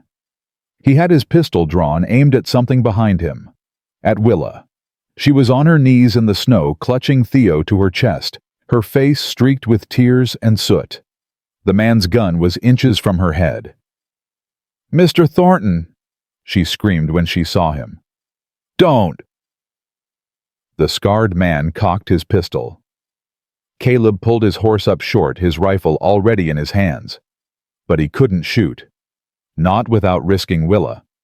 Not without risking everything. "Ah, Mr. Thornton." Garrett's voice was calm, almost pleasant. "So glad you could join us. I was beginning to think you'd missed the festivities." "Let them go." Caleb's voice was deadly quiet. "This is between you and me, Garrett. They're just children." "Children worth a fortune, you mean? Children who stand between me and everything I've worked for?" Garrett shook his head sadly. "I tried to do this the civilized way you know. Legal papers, proper channels, But you people just wouldn't cooperate. So you burned down a man's home, threatened to murder children. I do what's necessary. Garrett's pleasant mask slipped, revealing the monster beneath. I always do what's necessary. Just ask Patrick Sullivan. Oh, wait, you can't. You're insane. I'm practical. Garrett gestured to the scarred man. Mr. Briggs here is very good at making things look like accidents. A cabin fire that spread too fast. A rancher who tried to save his wards but couldn't. Tragic, heartbreaking, and completely untraceable. Caleb's mind raced. He couldn't shoot Briggs without giving Garrett time to act. Couldn't charge them without putting Willa and Theo in more danger. Couldn't Mr. Thornton. Willa's voice cut through his panic, calm, steady, almost eerily so. Willa, don't. It's okay. She looked at him with that one fierce eye, and Caleb saw something there he hadn't expected. Not fear, not desperation, purpose. Remember what you told me, she said. About Mama. About my name. Caleb stared at her confused. Resolute protector, Willa said. Someone who guards what they love, no matter the cost. Then she did something impossible. She smiled, and dropped to the ground, pulling Theo beneath her. Briggs' pistol went off, but Willa was already falling, already moving, and the bullet passed through empty air where her head had been a split second before. Caleb fired. His rifle shot caught Briggs in the shoulder, spinning him around, sending his pistol flying into the snow. Before the man hit the ground, Caleb had already chambered another round. Garrett reached for his own weapon. Caleb's second shot took him in the leg. Garrett screamed, collapsed his pistol, skittering away across the frozen ground. Caleb was off his horse and running before the echoes faded. Willa! She was already getting up. Theo still clutched to her chest, her face white with shock, but unharmed, completely unharmed. I'm okay. Her voice shook. We're okay. But Rosa. Caleb looked at the woman crumpled in the snow. Her eyes were open, her chest rising and falling weakly. Alive. Thank God, alive. Head wound, Rosa whispered when Caleb knelt beside her. Looks worse than it is. Takes more than one pendejo with a pistol to kill me. Just stay still. Help's coming. The children. They're safe. Everyone's safe. Garrett was moaning on the ground, clutching his bleeding leg. Caleb walked over to him, rifle still in hand. You shot me, Garrett gasped. You actually shot me. Be grateful I didn't aim higher. I'll have you arrested. Assault, attempted murder. You'll hang. Caleb's voice was flat. For Patrick Sullivan. For Bridget Sullivan, for Deputy Miller, for everything you've done and everything you tried to do. He knelt down, getting close to Garrett's face. But that's for a judge to decide. Right now, all I care about is making sure you never touch those children again. They're mine. Garrett's eyes were wild now, desperate. Legally, they're mine. You can't. They ain't yours. They never were. Caleb stood up. And after today, they never will be. Hoofbeats. Dozens of them. Chief Stone River led 30 Ute warriors into the clearing, their faces hard, their weapons ready. Behind them came Marshal Dawson and what looked like half the town's Zeke Doctor, Ashford Miguel Rosa's sons. Everyone who'd stood against Garrett before and was standing again now. Mr. Thornton. The marshal dismounted. We heard shots. It's over. Caleb gestured to Garrett writhing on the ground. He's all yours. They put Garrett in chains. Real chains this time, the kind reserved for murderers and madmen. Dr. Ashford tended to Rosa's head wound while Chief Stone River approached Caleb. The children, he asked. Safe. And you? Caleb looked at Willa, still holding Theo, still standing strong, despite everything she'd been through. She met his eyes and smiled a real smile full of warmth and trust and something that looked almost like peace. I'm where I'm supposed to be, Caleb said. The chief nodded. Then the trial is truly complete. They put out the cabin fire, but the building was a loss. Nothing left but blackened beams and ash and memories. Caleb stood in front of the ruins surveying the destruction. 4 years of his life gone in an hour. Everything he'd built since Martha and Emma died. Everything except what mattered. Mr. Thornton. Willa came to stand beside him, Theo on her hip. I'm sorry about your house. It was just a house. It was your home. No. Caleb looked down at her. It was a place I lived. A home, something different. Something I haven't had in a long time. He put his arm around her shoulders. Until now. Willa leaned against him. We can rebuild. Yeah, we can. And this time, she said, we'll make it bigger. Room for all of us. Room for the future. Theo babbled something that might have been agreement. You know, Caleb said quietly, when I found you in that blizzard, I thought I was saving you. Thought I was finally doing something right after years of doing everything wrong. You were saving us. Maybe. But you were saving me too. You and this little one. He touched Theo's cheek. I was dead inside Willa. Had been for years. Just going through the motions, waiting to finally lie down and not get up again. And now I've got a reason to keep standing. Chief Stone River approached them. The tribe offers shelter while you rebuild. It is the least we can do for family. Family? Willa looked up at him. You carry our blood. That makes you kin. The chief's weathered face softened. And this man, this broken, honest man, he will be remembered in our stories. The father who admitted his cracks and protected others anyway. Thank you, Caleb said, for everything. Thank me by raising those children well. Teach them strength, teach them truth. Teach them that love is worth fighting for, even when it hurts. I will. As the sun set over the mountains, turning the snow to gold and the sky to fire, Caleb Thornton stood among the ruins of his old life and looked toward the future. It wouldn't be easy. Rebuilding never was. There would be hard days ahead, hard work, hard choices, hard truths to face. But he wouldn't face them alone. Not anymore. Willa squeezed his hand. Papa. It was the first time she'd called him that. Caleb's throat went tight. Yeah, daughter. Let's go home. He looked at the burned cabin, the gathered crowd, the fading light. We don't have a home anymore, he said. Yes, we do. Willa smiled up at him. Home is wherever we're together. Theo laughed, reaching for Caleb's beard. And for the first time in 4 years, Caleb Thornton laughed too. 3 weeks passed in the Ute village. 3 weeks of healing, of rebuilding, of learning to be a family. Caleb worked alongside tribal craftsmen to construct a new cabin on his land. Willa helped where she could, carrying tools, fetching water, learning Ute words from the children who followed her everywhere.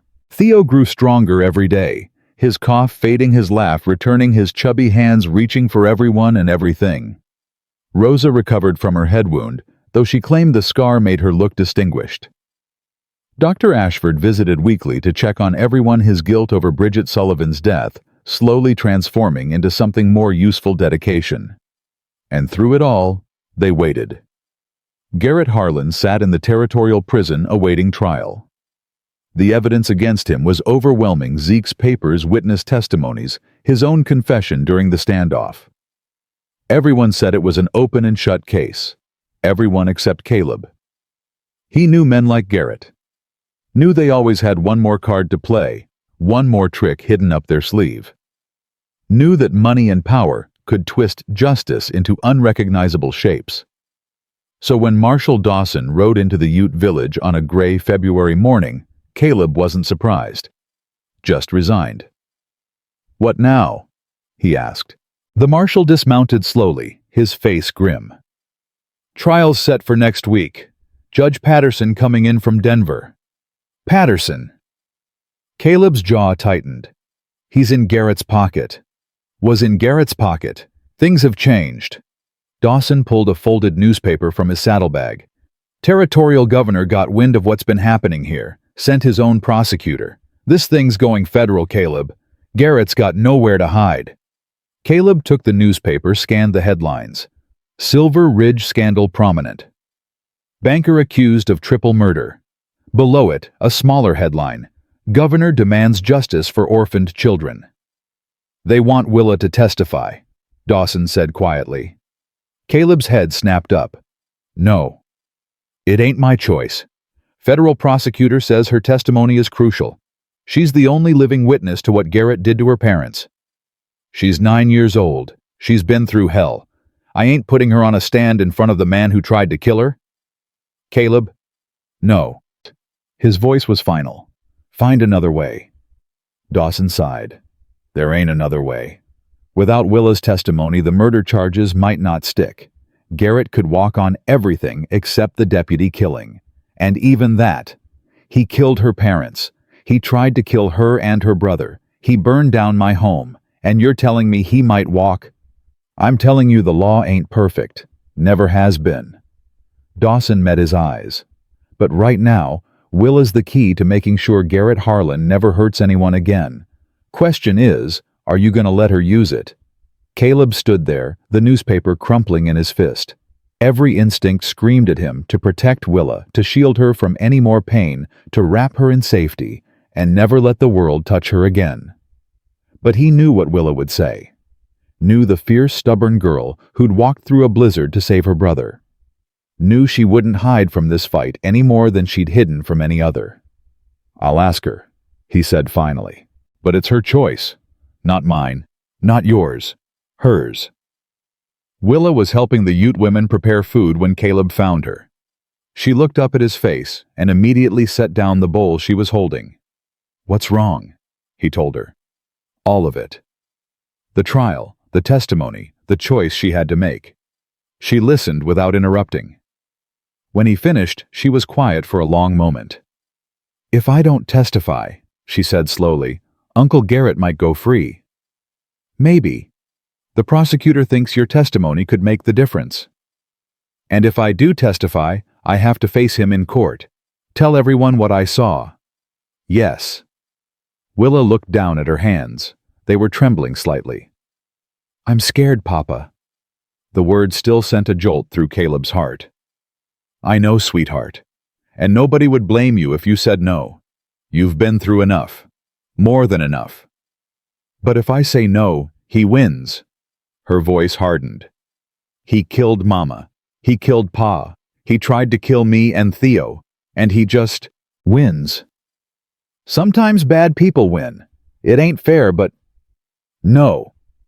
Willa's head came up, her green eye blazing. No. I didn't walk through that blizzard to let him win. I didn't watch you fight for us to let him win.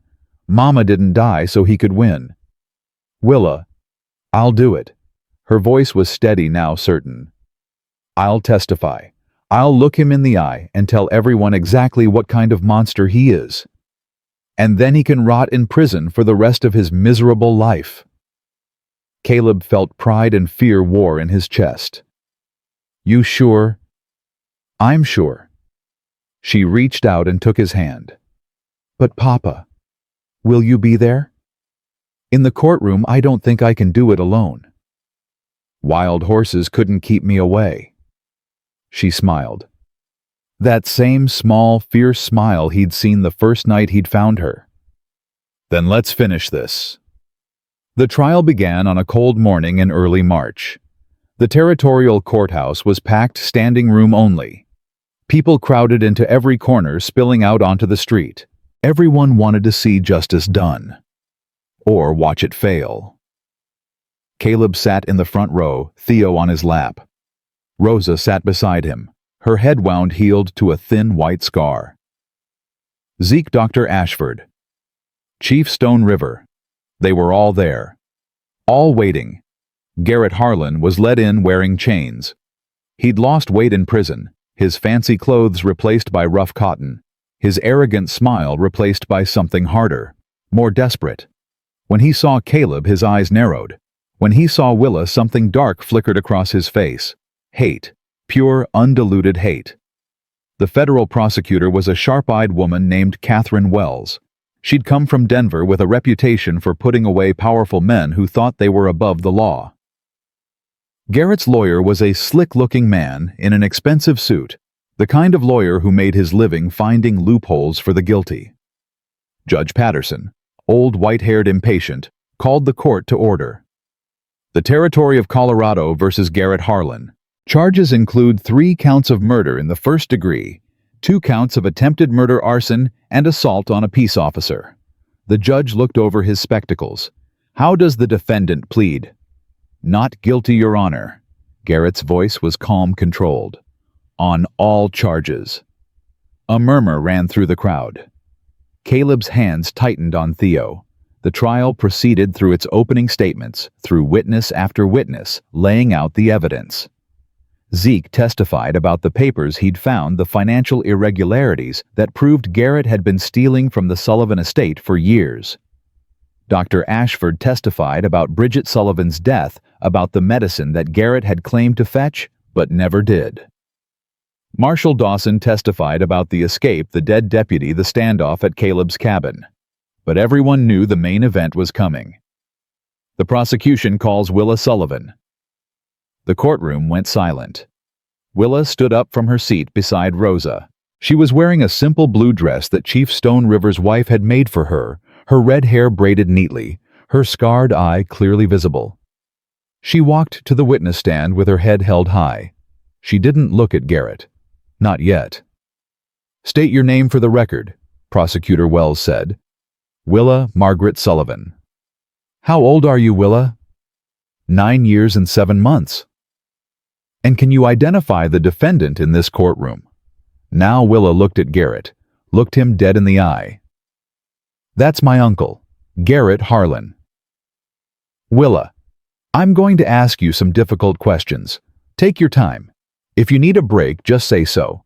Do you understand? Yes, ma'am. Can you tell the court what happened to your father, Patrick Sullivan? Willa's hands gripped the edge of the witness box. Pa died in the silver mine. They said a beam collapsed on him. But you don't believe it was an accident, do you? No, ma'am. Why not? Because I saw Uncle Garrett. The night before Pa died, he was sneaking out of the equipment shed. He had tools in his hands. Garrett's lawyer jumped up. Objection. The witness is speculating about what she allegedly saw over a year ago. She was 8 years old. Overruled. Judge Patterson's voice was sharp. The witness is describing her own observations. Continue, Miss Wells. Willa, what happened after your father died? Uncle Garrett became our guardian. He moved into our house, took over Pa's business. Willa's voice stayed steady, but Caleb could see her hands shaking. He said he'd take care of us, make sure we didn't want for nothing. And did he take care of you? Silence. Willa. He hurt me. The words came out small, broken. When I did something wrong, or when I didn't do nothing at all, he'd get angry and he'd... She stopped, swallowed. He gave me this. She pointed to her scarred eye. Can you tell the court how that happened? I dropped a plate while I was washing dishes. Uncle Garrett got mad. He hit me. I fell into the doorframe. Willa's voice cracked. The doctor said I'd never see right out of it again. A woman in the gallery started crying. Caleb's jaw was clenched so tight he could hear his teeth grinding. And your mother, Willa. Can you tell us about what happened when your mother died? Mama was having Theo, the baby. She was bleeding bad. Willa's eyes were wet now, but she didn't look away. Dr. Ashford said she needed medicine. A special medicine. Uncle Garrett said he'd go get it. And did he? He came back empty-handed, said the pharmacy was closed. A tear rolled down Willa's cheek. Mama bled to death while he stood there watching. And afterward he smiled at me. Smiled and said, "Looks like it's just you and your pa now." The courtroom erupted. People shouting, gasping, the judge banging his gavel. Through it all, Garrett sat motionless, his face a mask. Order, order in this court. Judge Patterson's voice cut through the chaos. "One more outburst and I'll clear this room." The noise subsided. Prosecutor Wells continued. "Willa, why did you run away from your uncle's house?" "Because he was going to send us away, me and Theo. Put us on the orphan train, send us east, get rid of us." Willa wiped her eyes with the back of her hand. "I told him Theo was too sick to travel. He said that would solve one problem. And so you ran." "I had to. I promised Mama I'd keep Theo safe. I promised her." "Thank you, Willa. No further questions." Garrett's lawyer stood up slowly. He was smiling that slick, dangerous smile that made Caleb want to put a fist through his teeth. "Miss Sullivan, that's quite a story you've told." "It ain't a story. It's the truth." "Is it? Let me ask you something. When you saw your uncle at the equipment shed, what time was it?" "I don't know exactly. Late. After dark." "After dark. So it was dark. And you were what, looking out your window?" "Yes." "From how far away?" Willa hesitated. "I don't know. Maybe 50 feet. 50 feet. In the dark. And you're certain, absolutely certain, that you saw my client with tools in his hands?" "I know what I saw." "Do you? With your one good eye?" The lawyer's voice dripped false sympathy. "Such a terrible injury. It must affect your vision significantly." "I could see fine back then, before he hurt me." "But you can't prove that, can you? Any more than you can prove my client was at that shed, or that he let your mother die, or any of the other accusations you've made." "Objection." Prosecutor Wells was on her feet. "Counsel is badgering the witness." "I'm simply pointing out that this entire case rests on the testimony of a traumatized child with a documented visual impairment and an obvious grudge against my client." "I ain't got a grudge." Willa's voice rose. "I got the truth. And the truth is, your client killed my mama and my pa and tried to kill me and my brother." "The truth. Or what you want to believe." "I know what I saw." "You know what you think you saw. But memories are tricky things, especially for children. Especially for children who've been through trauma." The lawyer leaned closer. "Isn't it possible, Miss Sullivan, that you've convinced yourself of things that never happened? That your grief and fear have twisted your memories into something unrecognizable?" "No." But Willa's voice wavered. "No, I remember. I remember everything." "Do you? Then tell me this, if you were so certain your uncle was a murderer, why didn't you tell anyone? Why did you wait until now, until you found a sympathetic stranger to take you in, to suddenly remember all these convenient details?" "I was scared. He said if I ever told anyone he'd..." "He'd what?" Willa's face went white. He said he'd do to Theo what he did to Mama. Make it look like an accident. Said nobody would ever believe a little girl with one eye over a respected businessman." The courtroom went dead silent. "And yet here you are, telling everyone." The lawyer smiled. "Quite convenient timing, wouldn't you say? I'm telling the truth." "You're telling a story coached by Mr. Thornton, refined by the prosecution, designed to destroy my client's reputation and steal his rightful inheritance." "That's a lie." "Is it? Or is that what they told you to say?" "Nobody told me nothing. I saw what I saw. I know what happened." Willa was crying now, her composure finally cracking. "He killed my parents. He tried to kill us. And you're sitting there calling me a liar." "Objection!" Prosecutor Wells's voice was sharp. "Counsel is deliberately distressing the witness." "Withdrawn." The lawyer stepped back, satisfied. "No further questions." Judge Patterson called a recess. Caleb was out of his seat before the gavel finished falling, pushing through the crowd to reach Willa. She was still in the witness box, tears streaming down her face, her whole body shaking. "Papa." She reached for him. "Papa, I tried. I tried to make them believe me." "You did good, sweetheart." Caleb lifted her out of the box, held her tight against his chest. "You did so good. I'm proud of you." "But they don't believe me. That lawyer, he made it sound like I was lying, like I made it all up." Hey. Caleb pulled back, looked her in the eyes. You told the truth. That's all anyone can do. The rest is up to the jury. What if they believe him? What if Uncle Garrett goes free? Caleb didn't have an answer for that, didn't know what to say, so he just held her tighter and prayed that justice would prevail. The recess ended. The jury filed back in. Judge Patterson called for closing arguments. Prosecutor Wells stood. Ladies and gentlemen of the jury, you've heard the evidence. You've seen the documents.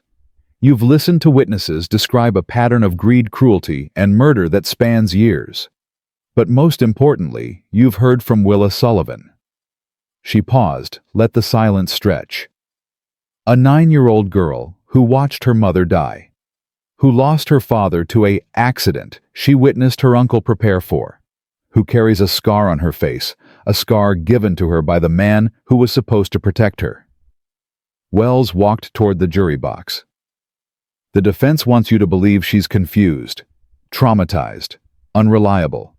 But I ask you, would a confused child walk 20 miles through a blizzard to save her baby brother? Would a traumatized girl stand up in this courtroom and face her abuser? Would an unreliable witness remember details that match perfectly with the physical evidence, the financial records, the testimony of other witnesses? She stopped directly in front of the jury. Willa Sullivan told you the truth. The question is, are you brave enough to believe her? Garrett's lawyer made his closing argument, talked about reasonable doubt, about circumstantial evidence, about a grieving child's unreliable memories. He was good, smooth, convincing. But when Caleb looked at the jury's faces, he saw something that gave him hope. They weren't buying it. The jury deliberated for 3 hours, the longest 3 hours of Caleb's life. When they finally filed back in, Willa grabbed his hand and squeezed so tight it hurt. Has the jury reached a verdict? Judge Patterson asked. The foreman stood, an older man, weathered face, calloused hands. A rancher maybe, someone who knew hard work and hard truth. We have, Your Honor. On the charge of murder in the first degree of Patrick Sullivan, how do you find guilty? The word echoed through the courtroom. Willa gasped. On the charge of murder in the first degree of Bridget Sullivan, guilty. On the charge of murder in the first degree of Deputy Thomas Miller, guilty. On the charges of attempted murder of Willa Sullivan and Theodore Sullivan, guilty on both counts. On the charges of arson and assault, guilty on all counts. The courtroom exploded. People cheering, crying, hugging each other. Garrett Harlan sat frozen in his chair, his face the color of old ash. Judge Patterson banged his gavel. Order, order. When the noise subsided, he turned to Garrett. Mr. Harlan, you have been found guilty on all charges. Sentencing will take place tomorrow morning. Given the severity of your crimes, I expect the sentence will be death by hanging. Garrett's composure finally shattered. This is a travesty, a miscarriage of justice. You can't... Remove the prisoner. They dragged Garrett out, still shouting, still protesting. His voice echoed down the hallway until a door slammed and cut it off. Silence. Then Willa started crying. Not sad tears this time. Something else. Something that had been locked inside her for too long. Relief. It's over, she whispered. It's really over. Caleb held her close, felt her tears soaking through his shirt, felt his own eyes burning with tears he couldn't quite shed. Yeah, sweetheart, he said. It's over. But even as he said it, he knew it wasn't quite true. The trial was over. Garrett would hang. Justice had been served. But they still had a family to build, a home to rebuild, a future to create from the ashes of the past. And that work was just beginning. Outside the courthouse, the crowd had gathered. People Caleb barely knew, people who'd watched from the sidelines, people who'd finally found their courage when it counted. Rosa was there, wiping tears from her eyes. Zeke, his face split in a rare smile. Dr. Ashford, looking like a weight had been lifted from his shoulders. Chief Stone River, nodding with solemn approval. You did it, Rosa said to Willa. You brave, beautiful girl. You did it. We did it, Willa corrected. All of us. Chief Stone River stepped forward. The tribe will remember this day, the day a child stood against evil and won. He looked at Caleb. And the day a broken man found his purpose again. I ain't sure about that, Caleb said. I am. The chief's eyes were warm. The adoption ceremony will be held at the spring equinox. The children will receive their Ute names. They will be part of two worlds, your world and ours. Thank you for everything. Thank you, Caleb Thornton, for showing us that courage comes in many forms. As the crowd dispersed and the sun began to set, Caleb stood with his children watching the sky turn gold and pink and purple. Papa. Willa's voice was tired but content. Yeah, sweetheart. Can we go home now? Caleb thought about the cabin they were building, the land that waited for them, the life that lay ahead. Yeah, he said. Let's go home. Theo laughed and reached for Caleb's beard. Willa leaned against his side. And Caleb Thornton, former ranger grieving father broken man, felt something he hadn't felt in 4 years. Whole. The hanging took place on a cold March morning. Caleb didn't attend, neither did Willa. Some endings didn't need witnesses. Marshal Dawson brought the news himself, riding up to the half-finished cabin where Caleb was hammering shingles onto the new roof. It's done, he said. Garrett Harlan is dead. Caleb set down his hammer. How'd he go? Quiet at the end. Think he finally realized there wasn't nobody coming to save him. Dawson dismounted, pulled a folded document from his saddlebag. Judge wanted me to give you this. Official paperwork. The Sullivan estate, the mine, the house. Everything, it all goes to the children now. Held in trust until Willa turns 21. Caleb took the papers without looking at them. What about the guardianship? That's the other thing. Dawson smiled. Federal judge signed off on your adoption petition this morning. Combined with the tribal recognition, those kids are legally yours in every way that matters. Ain't nobody can take them from you now. The words hit Caleb like a physical blow. He'd spent so long fighting, worrying, preparing for the next attack. And now it was over. Really over. Thank you, Hank. Don't thank me. Thank that little girl of yours. Dawson looked toward the cabin where Willa was visible through the window, rocking Theo in her arms. She's the one who brought a monster down. I just did the paperwork. She's something special. That she is. The marshal mounted up again. You take care of those kids, Caleb. They deserve a good life after everything they've been through. I plan to. After Dawson rode away, Caleb sat on the porch for a long time, holding those papers in his hands. The Sullivan fortune. More money than he'd ever see in 10 lifetimes. All of it belonging to 2 children who'd nearly died for it. Papa. He looked up. Willa was standing in the doorway, Theo on her hip.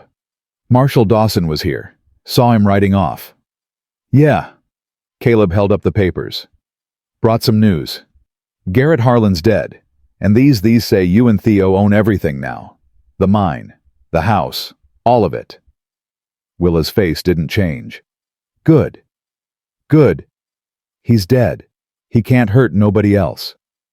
She walked over, sat down beside Caleb on the porch steps. And the money, we can use it to help people. Build a school maybe, like Mama wanted. Or a hospital. Something good. Caleb looked at her. 9 years old, and already thinking about how to turn tragedy into something meaningful. You're something else, you know that. Mama used to say I got the Sullivan stubbornness. Willa smiled. But I think maybe I got some Thornton in me now, too. That's so. Yeah. She leaned against his shoulder. The stubborn part, mostly. Caleb laughed. It still felt strange laughing, but it was getting easier every day. Spring came slowly to the Colorado mountains. The snow melted. The rivers swelled.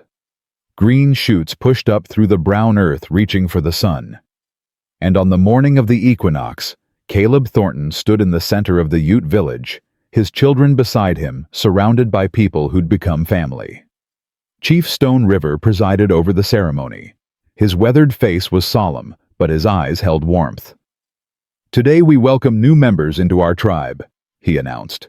"Willa Sullivan and Theodore Sullivan, children of Bridget Morningstar, granddaughter of our people, and Caleb Thornton, the man who protected them when no one else would." The tribe had gathered in a great circle. Warriors, elders, women, children, all of them watching, all of them bearing witness. "Willa Sullivan." The chief turned to her. "You have shown courage beyond your years. You walked through fire and snow to protect your brother. You stood against evil and spoke truth when lies would have been easier." He placed his hand on her head. "From this day forward, you shall be known as Speaks with Fire. May your words always carry the warmth of truth and the light of justice."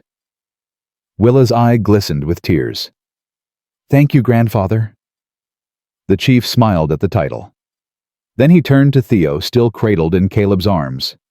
"Theodore Sullivan, you are young, yet too young to know the battles fought for your sake. But one day you will understand. One day you will know what your sister sacrificed to keep you safe." He touched the baby's forehead gently.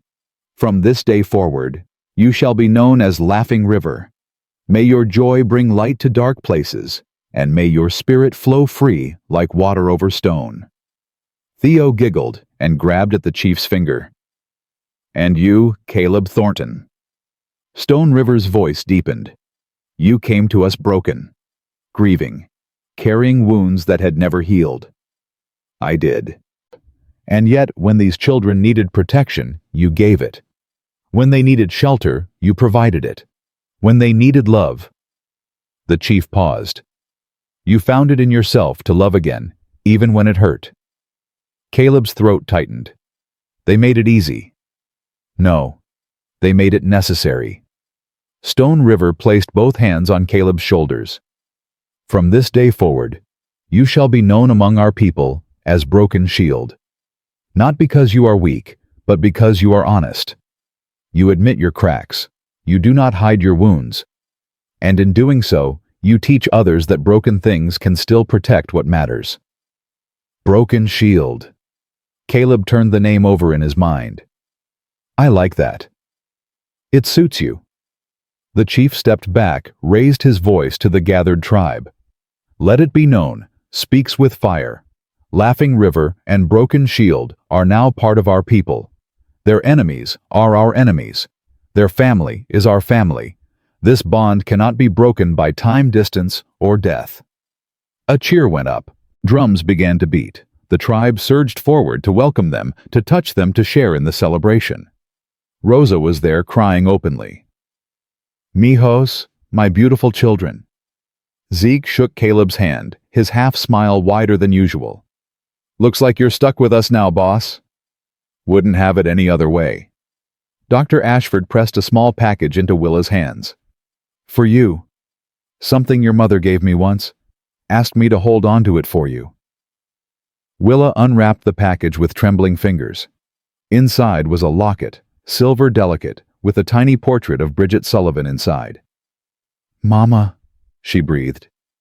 "She wanted you to have it when you were old enough. I think—" Ashford's voice broke. "I think she'd be proud of who you've become." Willa clutched the locket to her chest. "Thank you. Thank you." The celebration lasted all day and into the night. There was food, dancing, stories told around the fire. Caleb watched his children laugh and play with Ute children their own age, watched them find joy in simple things, watched them heal. And somewhere deep inside him, something healed too. It was late when Rosa found him sitting alone by the central fire, Theo asleep in his arms. "You're quiet tonight," she said, settling down beside him. "Just thinking." "About what?" "About how strange life is." Caleb looked at the stars. 4 months ago I was alone, bitter, waiting to die without really admitting that's what I was doing. And now you have a family. Now I have everything." He looked at Theo's sleeping face. "And I almost lost it, Multiple times. If Willa hadn't found my cabin. If I'd turned them away. If Garrett had won, but he didn't. Rosa's voice was firm. And she did. And you didn't.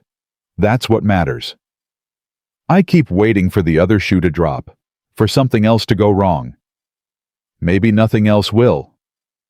That's not how life works. No? Rosa raised an eyebrow. How does life work then? Caleb thought about it.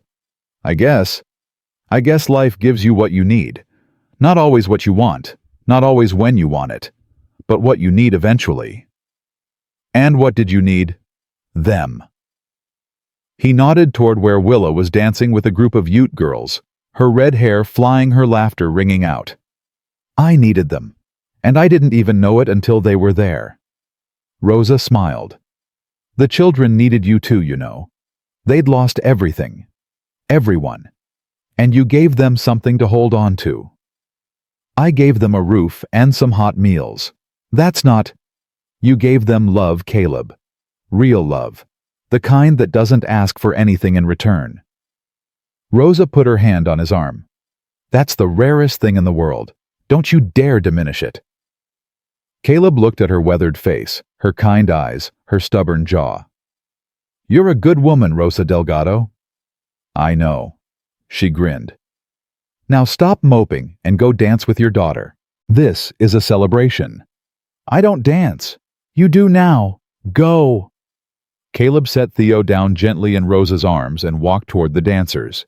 When Willa saw him coming, her face lit up. Papa come dance? I don't know how. I'll teach you. She grabbed his hands, pulled him into the circle. Just move your feet. Like this.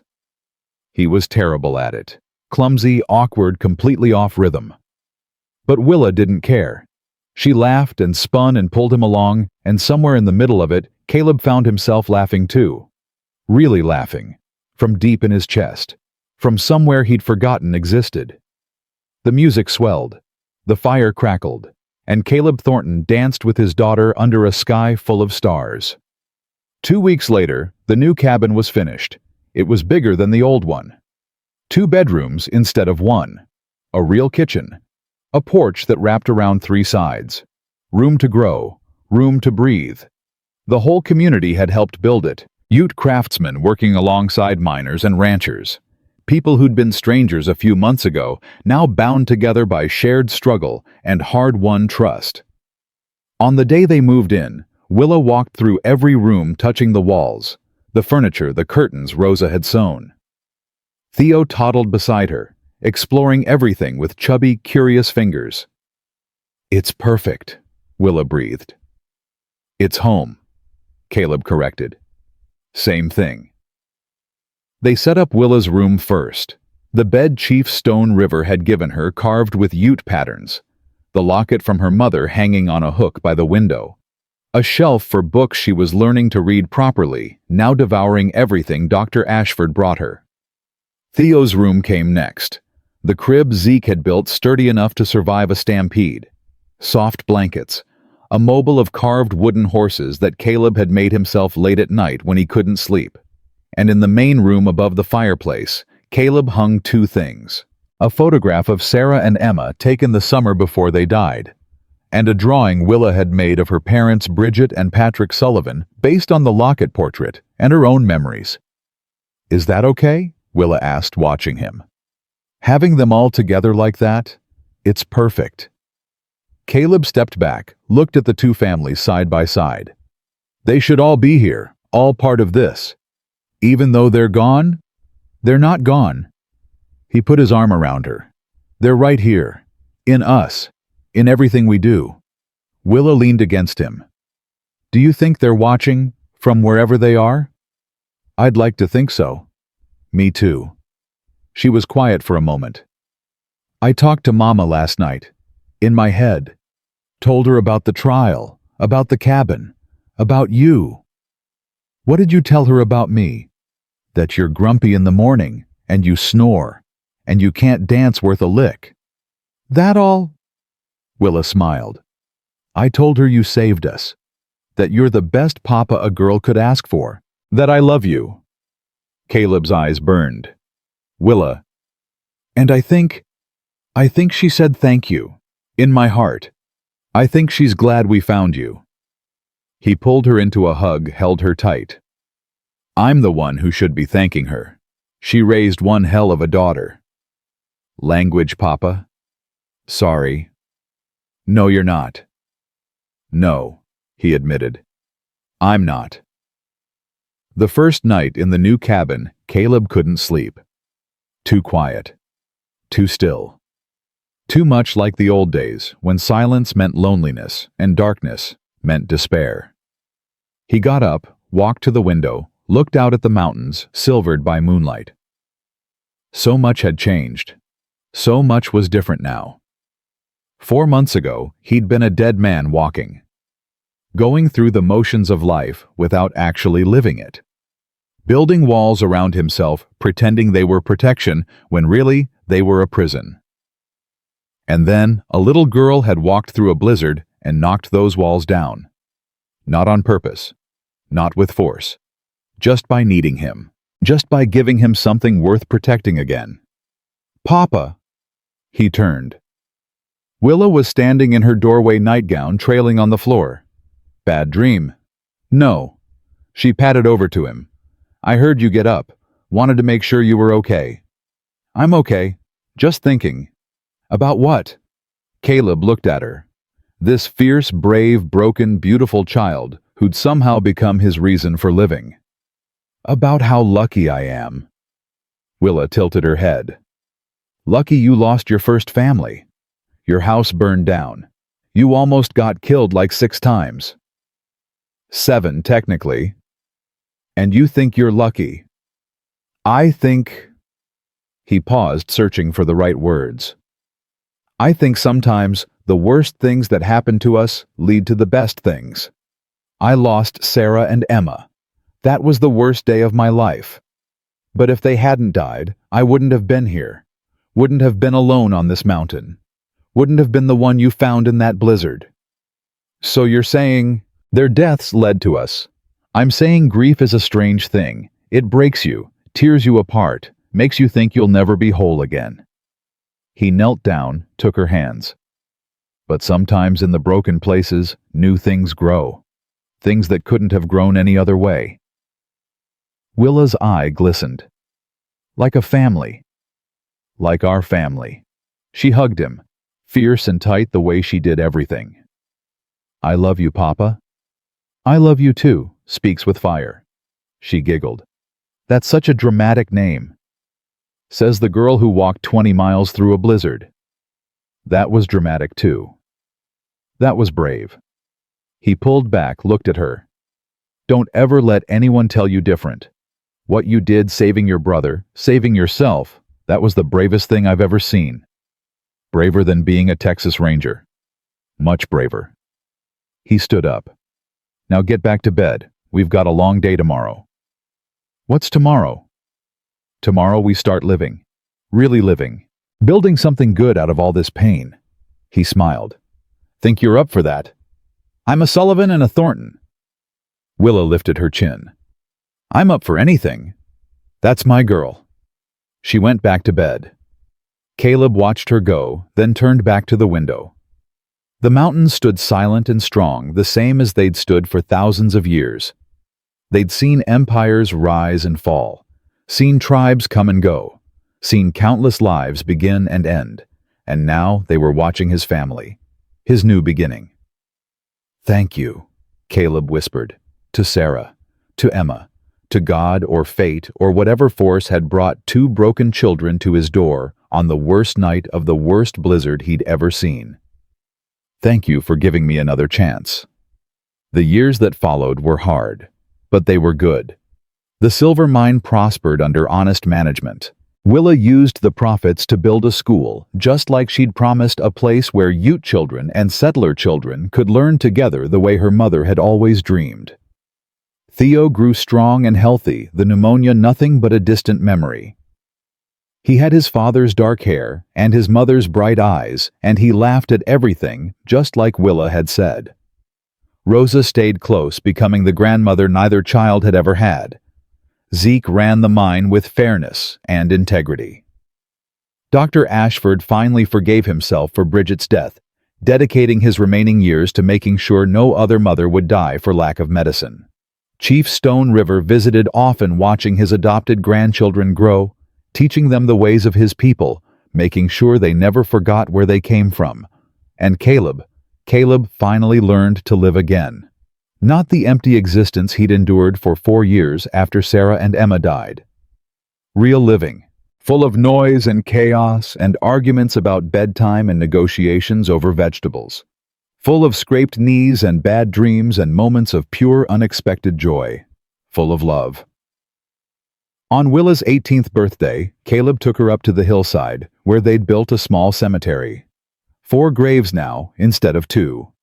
Sarah Thornton, Emma Thornton, Patrick Sullivan, Bridget Sullivan. All of them together watching over the valley below. "I want to show you something," Caleb said. He pulled out a worn leather journal and handed it to her. "What's this?" "I started writing in it the night I found you. Every day since. Everything that happened. Everything we went through." He paused. "I wanted you to have it, so you'd always remember." Willa opened the journal, flipped through the pages. Her eyes widened as she recognized dates, events, conversations she'd had with Caleb years ago, all preserved in his careful handwriting. "You wrote all this about us. About our family. The one we built from nothing. The one that saved my life." She looked up at him, tears streaming down her face. "Papa, you asked me once why I took you in. Remember that first night in the cabin, you asked why I'd risk everything for 2 kids I just met. You said because somebody should have done it for yours. I did, and that was true, but there was more to it than that." Caleb took a deep breath. "I took you in because you looked at me and you saw something. Not the broken man everyone else saw, not the bitter, cold widower who'd given up on life. You saw someone worth trusting, worth fighting for. You were worth fighting for. Nobody thought so, not even me. But you did, and that—" His voice cracked. "That was the greatest gift anyone ever gave me." Willa threw her arms around him. "I love you, Papa. I love you so much." "I love you too," speaks with fire, more than I could ever say. They stood there for a long time, holding each other, letting the mountain wind wash over them. Below in the valley they could see the cabin, their home, with smoke rising from the chimney. Theo was down there with Rosa, probably getting into trouble the way he always did. Their family, their life, their future. "Papa," Willa pulled back, wiped her eyes. "Thank you." "For what?" "For not giving up. On us. On yourself. On everything." She smiled through her tears. "That night in the blizzard, when I asked you to take Theo instead of me, I really thought I wasn't worth saving. Thought I was broken. Damaged goods. And now I know better." She lifted her chin, that familiar stubborn gesture. "We're all broken one way or another. But broken doesn't mean worthless. It just means we've got cracks where the light gets in." Caleb smiled. "When did you get so wise?" "I had a good teacher." They walked back down the hill together, toward home, toward family, toward the life they'd built from ashes and snow and stubborn, impossible hope. 40 years later, an old man sat on the porch of a weathered cabin watching the sun set over the Colorado mountains. His hair was white now, his hands gnarled with age, his body bent by decades of hard living. But his eyes were still sharp, still clear, still holding the fire that had burned in them since the day 2 children stumbled into his life. Willa sat beside him, her red hair streaked with gray, her scarred eyes still telling the story of what she'd survived. Her own children played in the yard below, 3 of them, wild and loud and beautiful. Theo was there, too tall and strong, his wife heavy with their first child. He had his father's easy laugh and his mother's fierce heart, and he looked at his sister and his papa with love that time had only deepened. "Tell us the story again, Grandpa." One of Willa's children, the youngest a girl with red hair and green eyes, came running up to the porch. "Tell us about the blizzard." Caleb smiled. "You've heard that story 100 times. I want to hear it again, please." He looked at Willa. She nodded. "All right," Caleb said. "Settle in. It's a long one." The child climbed into his lap. The others gathered around. Even the adults leaned in, even though they knew every word by heart. And Caleb Thornton Broken Shield began to speak. December 1878, Colorado Territory. I was feeding horses in my barn when I heard something that didn't belong. A baby crying, in a blizzard, 20 below zero. He paused, let the memory wash over him. Through the snow I saw her. A little slip of a thing dragging herself through drifts that came up to her waist, carrying a bundle wrapped in blue cloth. She fell 3 times before she reached my fence, and every time she got back up. "That was Mama," the little girl whispered. "That was your mama. The bravest person I ever met." Caleb's voice thickened. She looked up at me with one good eye and whispered 6 words I'll never forget. "What did she say?" She said, "Can you take him instead of me?" The children gasped, even though they'd heard it before. Some stories never got old. "And what did you do, Grandpa?" Caleb looked at Willa, at Theo, at the family that had grown from those 2 half-frozen children he'd carried out of the snow 40 years ago. "I said no," he told them. "I said no because she wasn't broken. She wasn't worthless. She wasn't something to be left behind." He pulled his granddaughter close. "I took them both, and that was the best decision I ever made." The sun sank below the mountains. The stars came out one by one. And on that porch, surrounded by the family he'd never expected to have, Caleb Thornton finally understood something he'd been too broken to see for most of his life. Love isn't about deserving. It's not about earning or proving or being whole enough to accept it. Love is about showing up, about staying, about choosing each other over and over again even when it's hard, especially when it's hard. He'd walked into that blizzard expecting to find death. Instead, he'd found life, and that made all the difference. This is the story of how a broken man and 2 broken children built something unbreakable together. Not because they were strong, not because they were special, but because they chose each other, because they refused to give up. Because in the end, family isn't about blood or law or the circumstances of your birth. Family is about who you'd walk through a blizzard for, and that's a truth worth remembering.